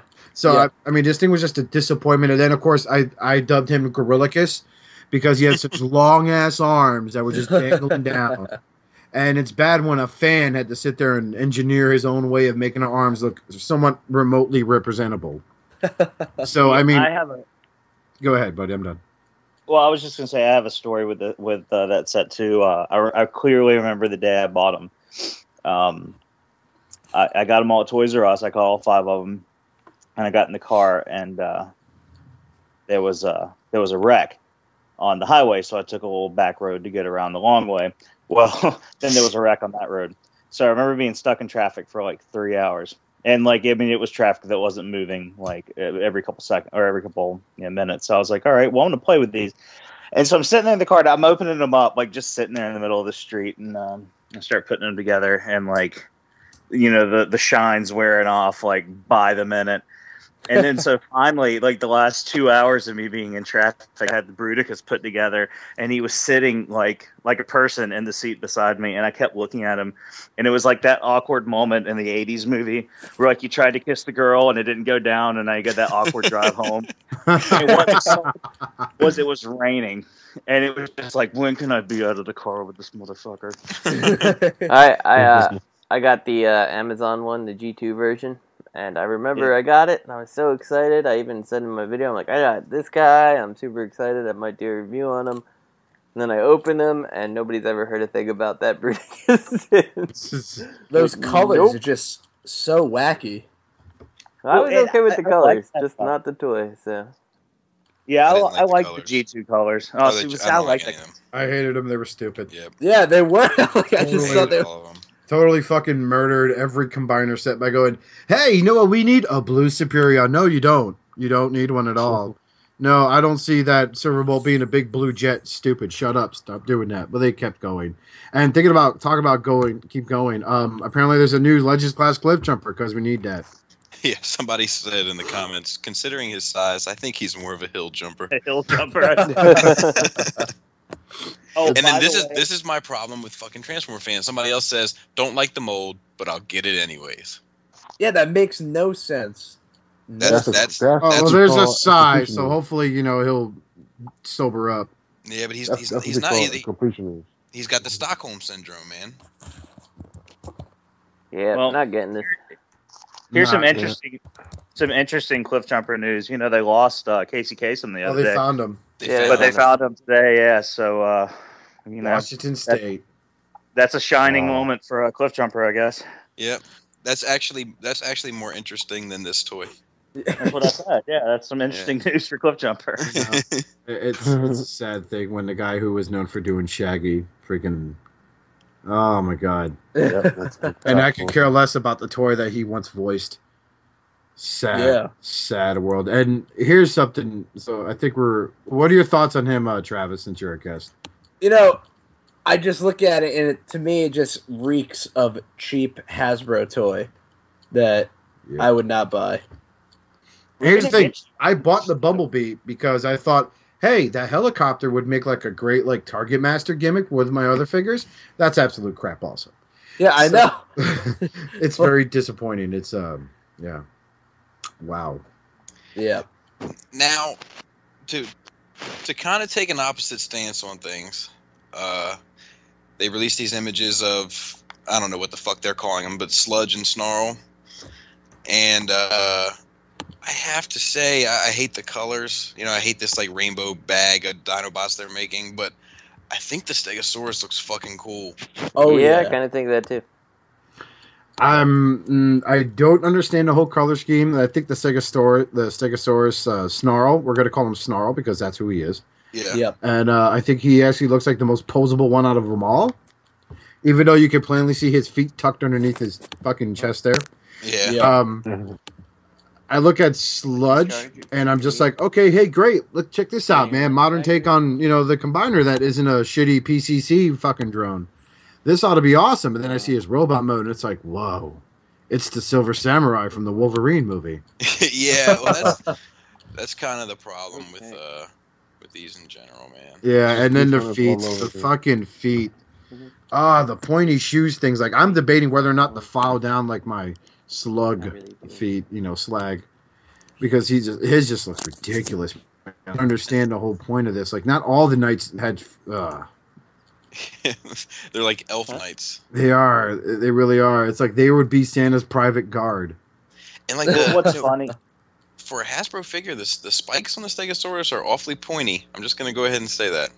Oh, they'll probably be rubber, dude. When I first saw these Dinobots, I remember looking, and Scorn was the one. I was like, man, I hate that thing. Like, that was my least favorite. Like, why? But now, like, out of the toys, Scorn, he's the only one I want. Like, I'm actively looking for that one. That's the only one out of this whole set that I have to have. I just like the little guy. I just like the way he looks. He's going to go on. I have a special shelf downstairs now for all my oddballs. And he's going to go on. I look at Scorn and that head mold of his, which for some reason, it makes me want to watch Monty Python's In Search for Gold. Yes. And like rip off his legs and be like, "'Tis but a wound. I've cut your bloody legs off. How about there?" And he lops all his arms off. It's man, it just. And Sludge has like those jousting like things on. Like, I don't know. I can't get into that, man. I get it. It's a knight. I fucking get it. Jesus Christ. I'll say. Oh, sorry. You want to go? No. You go first. Well, I was gonna say I don't get that excited anymore for new toys that come out. I mean, the ones that you buy at Walmart, and I have to say I am pretty pumped for the new Dinobots, including the leader Grimlock and all of them. Every single version. I think they're just so unique. And I could definitely see. Oh, this is Michael Bay doing work, but I like him. I really do. They're slowly kind of winning me over. I'm not going to go crazy for them. Like I look at that Velociraptor we recently got. So what the fuck is that thing? It looks like he's wearing a fucking hula skirt. Yeah, so that hound looks nice, man. And that hound. Like I just saw someone review him this morning before I went to work, and I was just like, oh, that's absolute crap. Like his arms are like this flimsy rubber. What? His head is like flimsy rubber. And I really wanted that figure more than ever because I heard John Goodman's voice in him. Yeah. I want to keep him around so I could go watch him play Babe Ruth or him play Fred Flintstone or him play the fucking Marshal in Red State. Like all the hell, even when he was in Coyote Ugly. That was the only redeeming part because I saw that when I was younger and I thought there was going to be a girl on girl scene. I'm not into chick flicks. Right. But, it's just like, I look at that figure and I'm just like, why did you fail? And then I look at these and they go, you fuckers are starting to grow on me more than anyone else because the only like regular robot I want, there's two of them now. I confessed one to Justin the other day. One is Crosshairs and the other one, of course, is Drift because I'm a sucker for guys with swords. But like this Slog with the lances, not feeling it. But everything else, get away with it. I can deal with it. No, night jousting isn't your thing? No. I've been watching Game of Thrones lately, so no. I've seen how they react when they lose a fucking jousting. See, I actually want the Hound. Like the Hound and the Scorn are the two that I want. That's what I do. But I see that soft rubber, and it's like such a fucking turn off. And it reminds me why I sit there and I'm like, that's why I'm selling most of my collection to buy third-party stuff because I don't have to worry about going out of my way to get a figure and then going, oh, wow, he's so soft. I should not, like, fuck with him that much. On the comical side of things, though, I just showed my daughter the toy Dinobots for the first time. And now, 30 seconds with a 5-year-old girl that knows more about G1 than you do. JQ. Are those the new dinosaurs that were coming out? I think so. Yeah, I think so. Do they look like Dinobots? No. How do you think that looks for Grimlock? Not look like Grimlock. How do you think that looks for Slag? Not Slag. How do you think that looks for Swoop? Swoop should have one head, and why does he have two heads? Let me take a close look. What's the Velociraptor's name? Slash. Slash? Is he a fast runner? Probably. What's wrong with them? What were they thinking? This does not look like Dinobots at all. Looks like a mess. So anyway, new magazine scanned image of Masterpiece, Bumblebee, and Spike. We just been following this pretty closely, so I kept it in. We don't have to spend too much time on it, but I think it looks great. Oh yeah, definitely. Very cool. It's final confirmation. It's not in this picture that we have here, but there is final confirmation that the spare tire on the back comes off, which was one of our concerns initially. And I liked it. I got a little excited for it. Yeah, but and you have the option to keep it on, which is the nice thing. But and the exosuit looks good. It all looks good. It's Masterpiece doing Masterpiece things. Yep, it's definitely the first Masterpiece in a long time. I'm excited for. Long time. Really? Oh yeah. The last one that really got the juices flowing, I'd say, was Grimlock. Really? You didn't like any of the cars, like the The side swipe or the? Not really. No Really? MP10. No. Really? No. I like my bulky MP1. Yeah, you got everybody likes black and white TV until they see color. You know, it's hilarious that everyone loves that MP1 for two reasons. One, it makes a great toy. Two, you can easily defend yourself with it as well. Yes, that's true. To quote Greg for Mercy, hits you over the head with one while the other watches. Yep. I told you that. I did tell you that. Yeah, I told you that was that was when we were like pretending to beef. It was awesome. I love Greg. No, I mean, and I agree. I can definitely like MPO1. Like, I mean, he definitely is a. I mean, it's a good toy. Absolutely, it's a really good toy. Especially for like the time. I mean, it's only 10 years old, but even for the time, like it was a really good toy. I mean, but the direction that and I got into this with a guy last night in one of the groups. He was talking about Masterpiece scale combiners, and he was expecting him to be like 2.5 feet tall, and I'm like, well, that's not the scale now. Yeah. So, I mean, well, and you know what? That's actually funny that you didn't really care for the cars and all that, but you know, this guy's going to be pretty small. Like, do you think that justifies the price point? Well, it's small because I understand the scale. You know what I mean? That Bumblebee was a mini bot back in the day, and even though size isn't everything, you know what I mean? Mm-hmm. I say too. Yeah, size isn't everything. I care more about the toy itself, and I guess you could say the play value and the engineering that goes into it. And well, agreed. Yeah, and especially because it comes with the spike, is the big deal. Well, and that's been kind of the big debate. Like, does that spike justify the price point, or would you rather have not had the spike and you know, it had a $40 toy or a $30 toy, I guess, is because I think they're like 60 at Japanese retail. So I still think Travis needs an MP10. Yeah. Talking about play value and stuff like that, yeah, I don't know. I think he slaughters MPO1 in that regard. I think that MP10 is not only the definitive masterpiece, it is the definitive transforming toy. Yep, I agree. Yeah, as far as like updates and and just looking the part in off mode, looking the part in robot mode, and you know, full it doesn't get much better in my opinion. But I had the MPO1 also, and that was a game changer. You know, he's a big, hefty, awesome toy. Yeah, I mean, you know, when he first came out, people were like, "Oh shit, they can actually do this! Why haven't they been doing this all along?" Let me ask the $1 million question. Since we're talking about MPO1, what do you think about that MP Megatron? The original? Yeah. I like it. I do. I like all the original Masterpiece stuff. There you have it. Yeah. Usually and I don't mean any disrespect by this, but usually the younger folk, down the old Masterpiece stuff. But some of the younger folk even down the new Masterpiece stuff. Well, let me tell you this. I don't mean that to be like a derogatory. Like, I'm just, Well, my first Transformer when I was 7 or 8 years old was a G1 Jetfire. Yep, you told me that. Nice. Yeah, that was before that was really my first Transformer.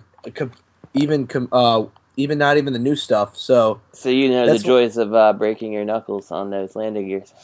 Oh, yes, I do. Yes, I absolutely do. Why were they so aggressive? I have no idea. Yeah. You know? Like, what made them so, like, that way where they would snap back such... I just know there was, like, toy safety standards then. Like, you know, who missed that? Like, little kids getting cracked in the fingers, you know? Oh, I used to pinch my fingers in those joints all the time, too, as a kid. Especially the knee. But we all love G1's Jetfire, and we all love Masterpiece Bumblebee, I think. And we all love Masterpieces in general. So... let's move on to something that's a bit more controversial. I mean, with the Masterpiece, I just am waiting for a Masterpiece Jetfire to come about. What about this butt flap on Masterpiece Magnus? Yeah.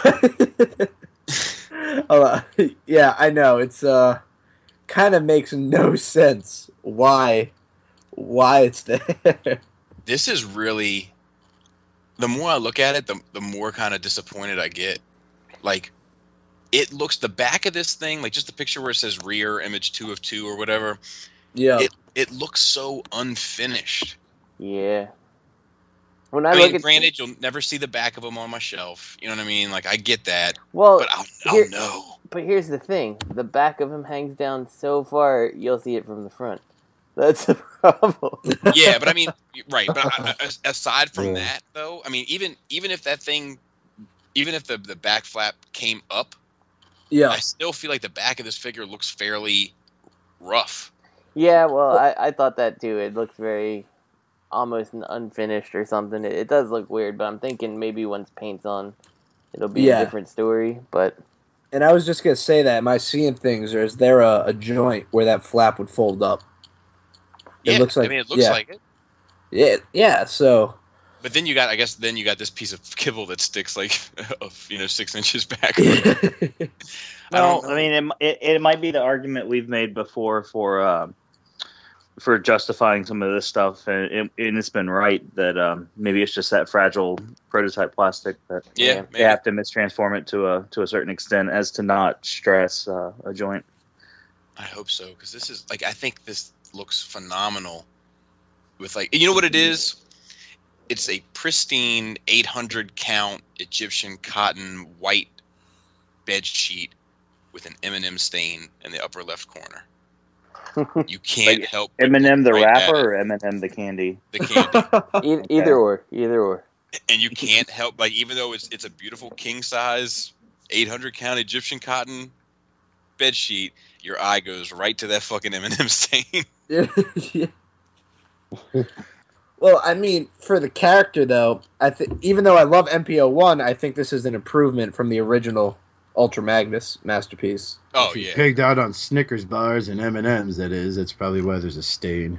Yeah, this guy's a little chunky bot. Ultra Magnus, I need your help. I'm coming. Hold on. Oh God. I can't deal with this now. Yeah, I can't deal with this now. This pie won't eat itself, pride. Goddamn pie. No, I joke. Actually, I'm not gonna lie. Like, we sit here, guys like Greg and I ragged on each other the other episode regarding this and KFC stacks. This guy looks really imposing. You know what I'm saying? Like, he really looks really nice, but it's like that KFC came up first, and they were just prototype pics of this, and because I am not a very patient guy when it comes to scoring sweet swag. Mm-hmm. I'm just Bobby, like, say I have a problem. Yeah, well, I still can't blame anyone for that choice. This is still the Magnus I want, but I hate this flap. Like, I loathe it. Yep. Oh yeah. You know what I hate? I hate spending $200 on a toy and getting two right hands.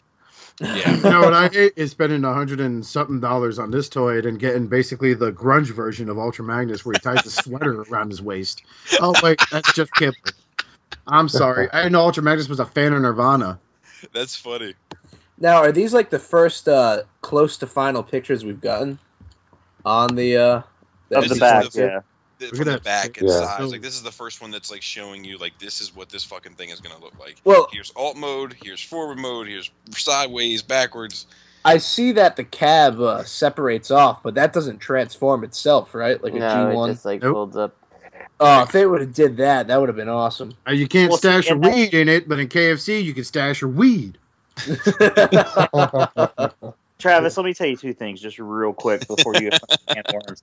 First of all, that's my big thing, is it not transforming. Second of all, that inner robot is a very touchy subject between Bobby and Justin. Mm-hmm. Yeah. It's like, I don't know how you're growing up, your home life was, and I'm not going to pry. But it's kind of like if you lived in a broken household and your parents fought constantly, and like you went to sleep hearing your mom and dad screaming at each other. That's kind of what I did. I'm Hispanic. That's like a standard here, dude. That's kind of what the discussion of that inner robot versus solid unit is like in this crowd. Justin and I don't get into it often, but when we get into it, we go. Yep. It ends up being like an all-day affair. I have to cancel what I'm doing at work. I'm like, oh, here goes Bobby again. Hey, Justin, you got those reports? Not now, damn it, Bill. I'm busy. We keep a Facebook thread going, or a Facebook chat, like a group chat going, just discuss the news and whatever, and just to stay in touch. Yeah. Yeah, man, Notification City. Yeah. Like I get 130 notifications. I'm like, oh yeah, Bobby and Justin, they're talking Magnus. Yeah, I mean, just for the price point that masterpieces are at, I feel like it should transform. I agree wholeheartedly. Yeah. Well, and my argument to that is it does. It just doesn't transform into a robot with armor around it. Yeah, no, but I'm not going to go got down a this fucking road ass tonight. flap, Bobby. You got an ass flap No. because his armor No. doesn't transform right. Got an ass flap because Yes, he's a I fatty, okay? And you know what? It's just shit all over the place. Well, you know, here's my thing. You Ultra take that, Magnus was for now on speaking this term. you take that ass flap where the hinge is at the top. You put another hinge in there. You fold it on itself, and then plug it back up in the top, and I'd have been good. Yeah, and that's the most disappointing thing is for how, like, you know, knocking it out of the park the masterpieces have been lately. For that to be hanging down there and not have any kind of hinged and, you know, to hide it all away, like, what the heck? You know? And like nobody's. It's like the elephant in the room. Like nobody's really seems to be discussing it. Like from their end. You know what I mean? There's Well, always it's something else. His Takara. last masterpiece. His face looks weird. No, it doesn't. It's just it's great right now. His face looks fine, you sons of bitches. So like somebody's like, "Hey, look, there's something about this I want to talk to you about." Oh, you'll be able to carry the MP cars, and then they hang up. Well, no. It's like, meanwhile, at Takara, would you like some more baby brother, Mr. Joel from BBTS? I would like some. I want that face emotionalness without love forever. Delicious. Speaking of Takara, though, like, isn't this Shogu, or what's his Shogu? Isn't this his last design before they go back to the old guy? Yeah, talking about going out with a whimper, right? Right on. What if they're really like, don't say anything, but it's so up, don't say anything about it. This is his last one, you know what? No, but that. Meanwhile, he's designing this and playing that depressing J-pop anime music in the background. Fucking real folk blues from Cowboy Bebop, and he's like, "I hope this comes out perfect. What if they? I am fired." What if they took him off the line and he was like, "I'll show you." Yeah. This is what you get. This is what you get. I cannot wait to start with Fem Project. And he just walks out, he drops, you know, whatever he uses to design, and he says, "Kiss my ass flap," and that's it. Well, no, I don't think that's I think he's redirected to another. Yeah, no, I know, but that doesn't work for the joke as well.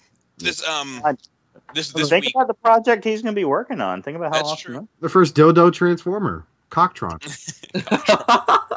Maybe he's going to be working on those Evangelion. Yeah. I don't know where we are at time wise, but we did get an awful lot of questions this week. So just to try to kind of go through them quick, Go ahead. We got time. Okay, cool. We got one from James. Shout out to James. He's been a big supporter since episode 1. And, He's got a sweet faux hawk going too. Yes, he does. If I ever wondered what the Iceman looked like if he was a pussy, it's James. I'm kidding, James. I'm kidding. Let me say real quick. I know, Travis, you have another engagement here soon. No, don't even worry about it. So if you feel like you need to go, I don't. Trust me. Godzilla can wait. It's fine. Cool. So that means he likes us, bro. Just go with it. It's cool. And then when he hangs up on Skype, he'll be like, "Those guys are a bunch of fucking cunts." No. like Gary Chalk did. No, he'll trash us on the boards. Anyway, this James guy, he also had me clean my backdrop for my reviews by basically calling me a poop butts. But anyway, he said, "Do you think a strong and commercial jump into the animated home movie market would help define an adhesive and favorable continuity and develop a new broad core fan base?" Oh my god! I gotta look up half these words. Hold on. such as Marvel and DC Animated has done. My opinion is that these movies jump started a multi-billion-dollar franchise for Marvel and DC. It seems to me every company would follow the maps Revel as Marvel, I'm guessing, has made for developing a continual universe through multiple medias, to which now they rule book, cinema, and process of television, blah, blah, blah. Marvel's awesome. I feel if Hasbro is to truly get the most dollars from a product, they need to redevelop the loyalty of the fan base and create the strong connection to its original fan base, or am I shitting up the wrong pole? What? Okay. Absolutely not. Real quick. I have said this a billion times. Go ahead. This is for James. Let me do something for James just real quick, because I know what he did there. He was fishing for something, and I'm going to give it to him. You dirty ass motherfucker. And that was for me, you son of a bitch. I'll get you in the crib. Coming in here looking like Chuck Liddell ripping ass on guitar. By ripping ass, I mean farting. Fart humor. I've said this a million times that like there's the only reason why they shouldn't do this is if they're fucking idiots. Like they should follow Marvel's suit. They should follow DC's suit. Like I think the DC kind of has the animated game locked down more so than Marvel. I agree. But you know, they should follow those tactics. We should have an All Hail Megatron animated movie. We should have a Last Stand of the Wreckers animated movie. Absolutely. You know, we should have probably a Dark Cybertron animated movie, like an ongoing animated movie series, like maybe a trilogy. Or if anything, you know, if you want to kind of, sorry to interrupt, but if you kind of want to save a little bit of capital, you know, it doesn't even need to be like a DVD type of thing. Release these things as a web series. Mm-hmm. Get the need for it to happen, man. You could go into deals with like Sprint or AT&T, whoever provides wireless services. Like, you know, we have Comcast where I'm at here in Florida now. You know, you could get like some serious sponsorship deals. You throw in a 15-second ad and a 6-minute cartoon, 12 parts long, dude. You got a fucking, you know, exclusive. Yep, that and now then you take that's been snowballing, collecting money, and then you release it on a DVD and get the money again. Yep, because guys like me are going to buy it if that's the case. Me too. You know, if it's really good. Absolutely. They did that with their Universe line for a little bit. They had that web comic deal going on. You know, it just looked fucking amazing. And who was tap dancing on their laptop? Yeah, somebody is tapping their ass off. But I think that awesome. I almost look more forward to DC's animated movies on home video than I do to some, you know, Hollywood blockbuster comic book movies. Yeah, yeah, because they'll take the most recent storyline that worked and they'll go ahead and knock it out. Yep. It's an important conversation there. Yeah. So, anybody else have any thoughts on this? Make it happen. That's my only thought. Yeah, I think that I think this is right on the money. I think that, you know, with all they want to do with connecting with IDW, this should be the no-brainer. Yep, absolutely. Those writers for those books have been phenomenal. I think if any one of us here has attested to their writing ability, I have to give credit where it's due to Greg. You know, Greg will sit there and he'll freaking quote the shit out of like the newest series. It's not even funny. And I'm a huge fan of this, and I think I'm sorry, just for people like for Travis who don't read the new comics. I mean, I think like this would be a good way to get you in. Yeah, and let me explain it. Last Stand of the Wreckers, Travis. Are you familiar with the Wreckers? He's indisposed at the moment. He got an important call. Oh, okay. But I think that, you know, like Greg also, like everybody knows Greg does our blog spot. Like, I'd love to see him do blogs about the comics because Greg makes comparisons all the time that like I never thought about, like comparing Optimus Prime and Megatron to Xavier and Magneto, which is like pretty on point IDW wise. Yep. And, there's just a lot of depth and richness, and if they wanted to go the route of depth and richness, then they should do it, but they probably don't. So, Greg, you had a question for Travis. Oh, I didn't. Oh, is he back? Yeah, I'm back. Sorry about that. Well, that's okay. It wasn't even a question. I just wanted to give him some background because we're talking. I mean, you're throwing out All Hail Megatron and Last Stand of the Wreckers. You know, just to put it in your frame, being a G1, especially in reading the comics. Last Stand of the Wreckers is basically the Wreckers, which I'm sure you're familiar with. Oh yeah, I understand the lingo. I know what you guys are talking about. Well, I'm saying versus Overlord. Yep. And then okay. Is basically the Decepticons slaughtering the population of New York City, like sending his worst troops into the subways to slaughter camps of survivors. It's kind of how you imagine G1 as a kid, but like reimagined for an adult. Yeah, exactly. Or that third Transformers movie, you know, how you would kind of imagine it should have been. Exactly. Yeah. Or that first Transformers movie. That middle one for what you call our second question is from Autobob, who says, "Hello, gentlemen," which is a very, very polite way to address. Yeah, I already hate this fucker. How dare you? He's cool, dude. He's a cool dude. This episode's discussion topic sparked some questions. What would you think if third-party companies started selling in brick-and-mortar specialty stores, leaving aside possible Hasbro legal action? Do you think they'd change business strategies, say consolidate any offshoot companies as well as increase production? How do you think that would affect the product? That's a good question. Let's just go down the list. Oscar? I honestly think they wouldn't have that much legal action sent against them because they kind of twerk their shit enough to where they don't have to worry about copyright. Saying that's not even an option, though. Yeah. Like, what do you think about it? I would affect the product. I think their quality would kind of dip a little bit, but not too bad to where it's like, you could shake the legs off of it like a bumblebee. I honestly don't know. Wow. That's a really, really good question. I hate you, Otto Bob. How dare you? I'm stumped. I think that I love you. I think that it's a great idea. Like if comic book stores and stuff started carrying this type of shit, I think that comic book stores would be able to buy in larger bulk, so we'd be able to drive the prices down a taste. Maybe not crazy, but a little bit, and then we could have better access to everything. We wouldn't have maybe like Warbitron fiasco like we had recently. I think that as far as it consolidating offshoot companies, and I think that I think that that's going to happen anyway. I think that the cream is going to rise to the top and so forth. But I think that it would almost. I think that the most important thing to me in this question is how do you think it would affect the product, and I think that it would actually help legitimize the product. Because I think that there's people that I talk to about that aren't really into Transformer toys. Like they're into toys, but they're not into Transformer toys. And when I say third party, in their mind, they think knockoff. Which is not the same thing. These are original ideas, original concepts. But it's just little things like that I think if somebody went into their local comic book store and saw one of these things in package, all of a sudden it would make it legit.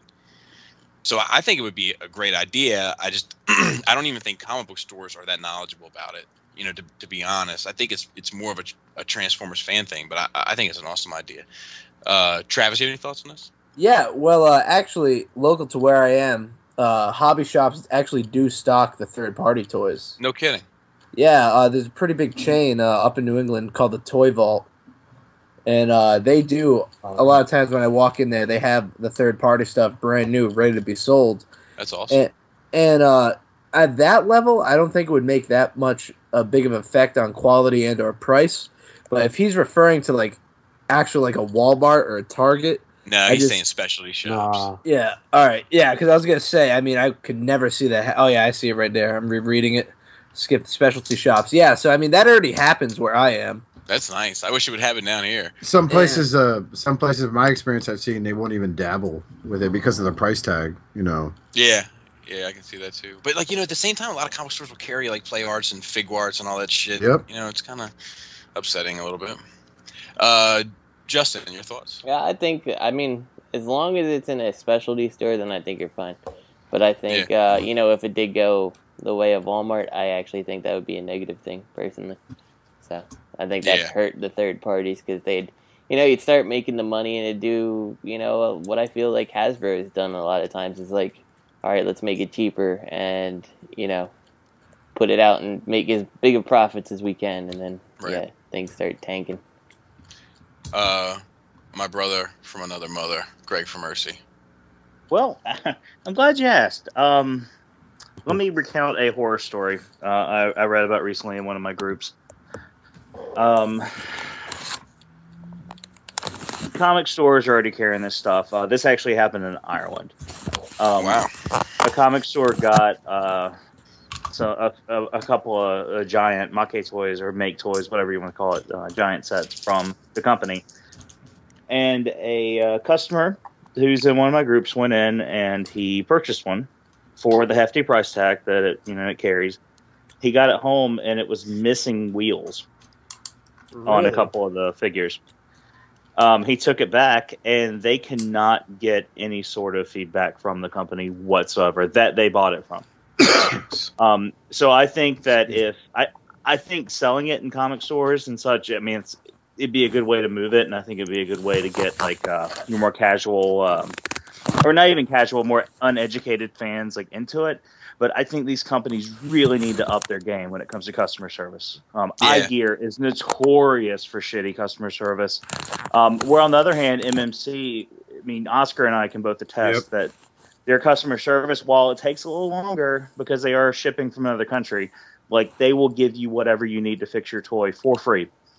Big shout out to Jim from Masterminds Creations America branch. We love you, buddy. You took care of us. Nice. Yep, definitely. Even though I had to go to the post office and fucking sign for it. Hey. But Seriously though, you're right on iGear because even though I'm not a fan of the third party personally, I was dealing with them to commission an exclusive, and they're just that's some bad customer service.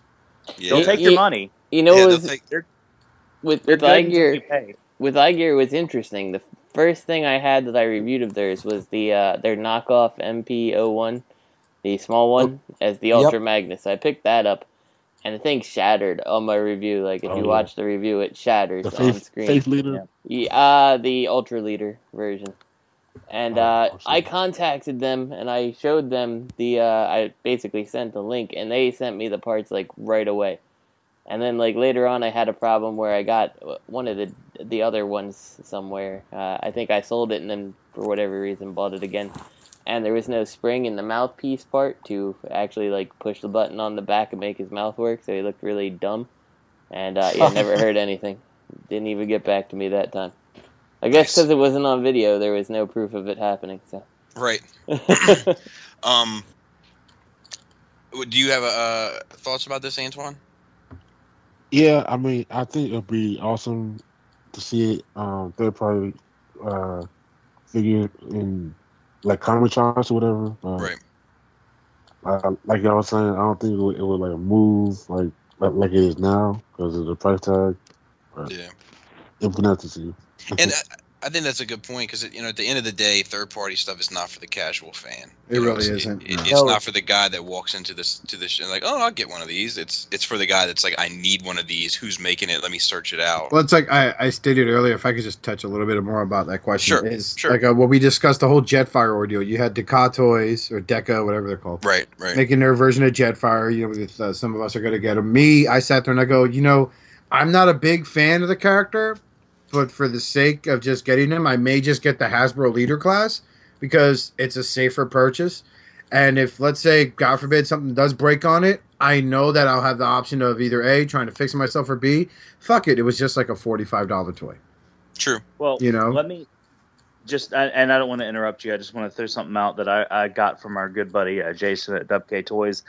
The word on the street is what's taking the DACA Chronos so long to come out is that guy, because there's only 1,000 of them. He is going through every one by hand to make sure that there are no issues. That's what's up. Wow. And so if that's true, I mean, that's a level of commitment and desire. Well, He's that's American. cool, and that's cool and admirable. Don't get me wrong. But I mean, I'm not just taking it to effect like, okay, out of the box stress. You know what I mean? Right. I'm taking it to effect. I'm talking about the long haul. Yeah. I'm talking about like, hey, this shit, accidentally like just moving around, you stumble, you hit your shelf, something falls over. Right. Boom, a pen popped or just a chunk of plastic just looked absolutely fucking dreadful. And what the crap, like.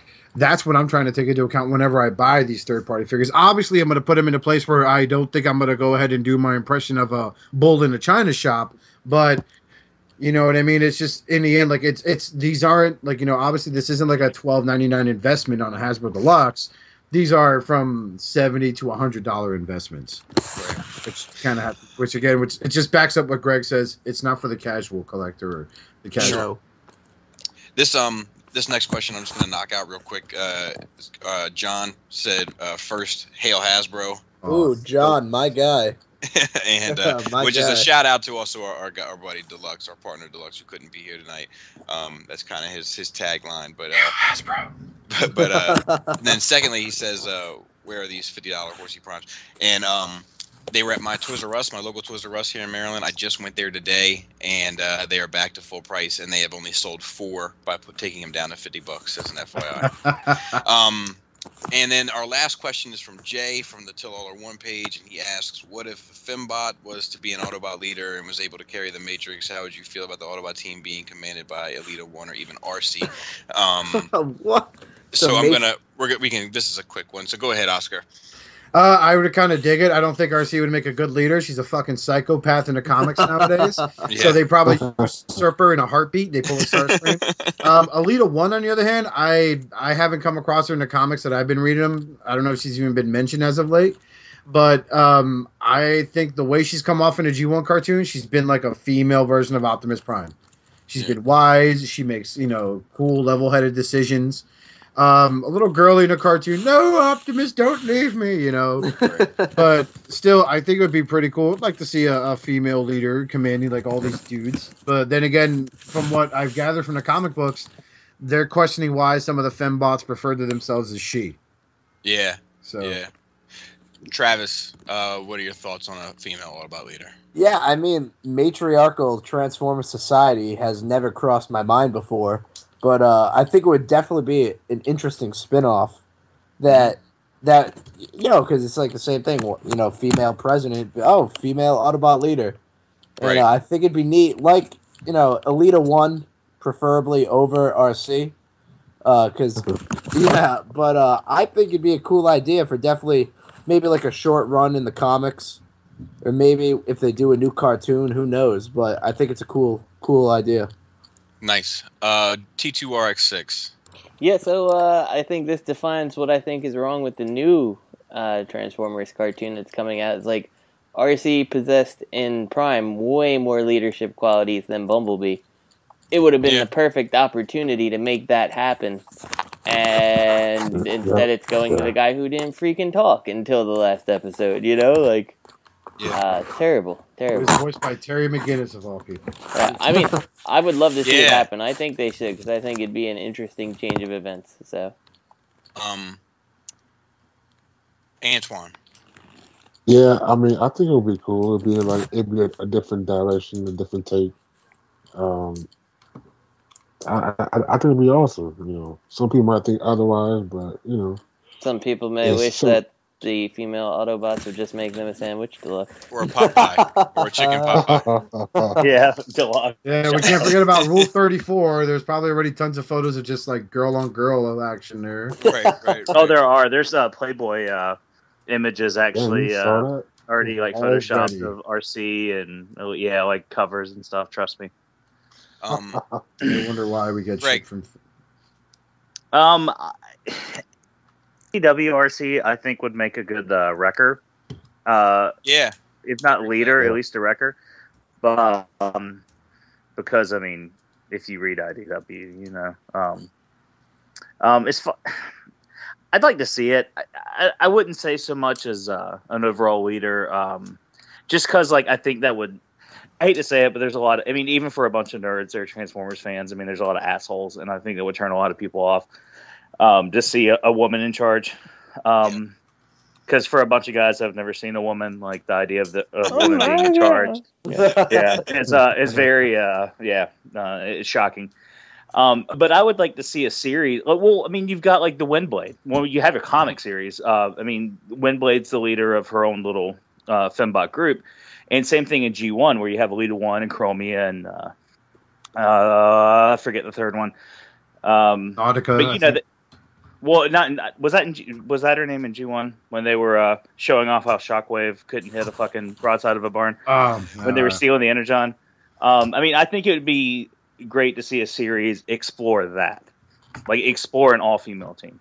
Yeah, I also think like what you're saying, Greg. Like if they did something kind of like where Transformers Animated did, where Optimus in that one wasn't the leader of the Autobots, so you could make I guess kind of like they do in Rescue Bots, that there's a leader of the Rescue Bots, but it's, Optimus is the leader of the Autobots. So you can go ahead and not tarnish the fact that Optimus is the big leader, and, the remote team that is on Earth or wherever, who reports to Optimus is led by a fembot, Didn't we come up with a term on another podcast we were all involved in? Wasn't there a term for like the female Autobot team?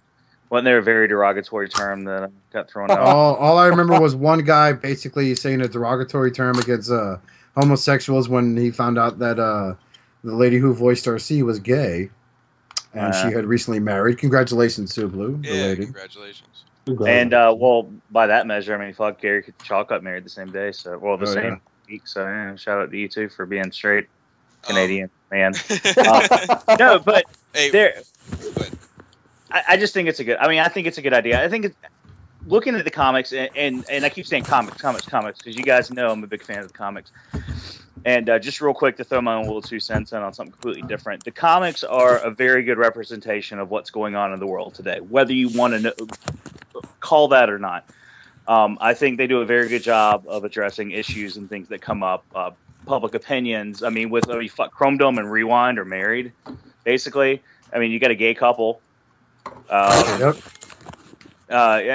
Whatever. I think to challenge some of these stereotypes by having a female Autobot leader, or at the very least an Autobot team, I mean, I think that would be a natural progression for IDW, and that's what they're doing with Windblade. You only got 4 issues so far. 4 issues planned. Second issue comes out on Wednesday. Hopefully that they'll take that further in the future and broaden it and make it a bigger thing. My thoughts on it are I don't think we'll ever see it because it's a boys' toy line, so they're gonna want it to be especially the leader figure. They're gonna want it to be like a father figure. But I would love to see it because more than a fanboy, I'm a father, and I'm a father of 2 girls. And whenever there's like strong female characters for them to kind of, strong female characters that are fucking morally sound, I'm a big advocate of it. So I would love to see it, but I don't think that we ever will. Well, you know what, Bobby? Just to throw it out real quick, the toy markets and stuff, they're kind of diminishing. Like if you notice, there's a lot more. Like things like Nerf have now crossed over in the females. With the like Rebel stuff and all that stuff. Yeah. So like, I wouldn't completely rule it out. I mean, if that's what you have to do to try to increase sales of a toy, then that might be the driving factor as opposed to any of the, it would be interesting or different and all that stuff. But maybe, Bobby, let me challenge you. You said Autobot leader being a father figure. How would you feel about George Michael being the leader of the Autobots? Wow. That's funny. Put your tiny hand in his. That's funny on so many levels. But I guess it would be nice. Sorry. Travis, wrong song, but whatever. Is there anything you'd like to plug, buddy? No, not really. Just you were on a show on fucking a major network. Oh yeah, that's right. I mean, you can watch Toy Hunter on Travel. Yeah, that's right. You can watch Toy Hunter on Travel Channel. That's always some fun stuff. And I also going to be starting a new show on PBS, which is going to be pretty fun. Right on. Tell us about that. Yeah. Honestly, this is going to sound really strange. I don't even know the name. All I know is I start filming next week. Nice. That's why when I was talking to Greg, I was like, "Oh, can we kind of do this as fast as possible?" Is it also toy related? It's actually all antiques related, and I'm the toy expert on it. Gotcha. And also coming up, I'm going to be a guest at Rhode Island Comic Con for anyone in the neighborhood who just wants to swing by and say hello. Good stuff. Yeah. Nice. Check out Toy Hunter on the Travel Network and look forward to him being involved in an antique show that will involve toys on PBS. Yep, that's right. At the Public Rhode Island television. Comic-Con. Oh, yeah. I want to say thanks for coming on. It was a pleasure. You Awesome, you fit in. You fit in nicely. I hope that you wouldn't be scared to come back maybe one day. And no toy hunting at my house. Right. Oh no, it was a lot of fun. I'd absolutely do it again. Good. Also, I want to send a special shout out to our partner who couldn't make it tonight, Deluxe. We love you. We miss you. And Hail Hasbro. It was Hail Hasbro. Or as we call him, Creamy Legend. Creamy Legend. And also, for all your third-party needs and official needs, check out WK Toys at WKToys.com and all that kind of stuff, and also on Facebook, and also check out I Am Ratchet, our buddy Morgan over there, for all your G1 needs. He's the man to talk to. Right. So other than that, Oscar, you can take us out of here. As always, you can check us out on Facebook.com/ShatteredCast Uncut. Also, check us out on Twitter at ShatteredCast. We got to change the spelling on that, man. Good lad. You could do that, by the way. Might as well give me the password. I'll do it tonight. And also, you can check out our blogspot run by our very own one and only lovely Greg for Mercy over at blogspot.com. Blogspot.ShatteredCast Uncut. Is it a Shadowcast? Wow, Uncut? that is so confusing. Wow. The link is in the comments. The link is in the comments. Yeah, the link is in the comics. Be sure to check us all out. Until then, I'm Oscar Alonso. For the other members of the Sinister Six and our special hostage, Travis, I want to tell you to be good to yourselves and each other. You've been shattered. All right, that's shattered. Better late than never.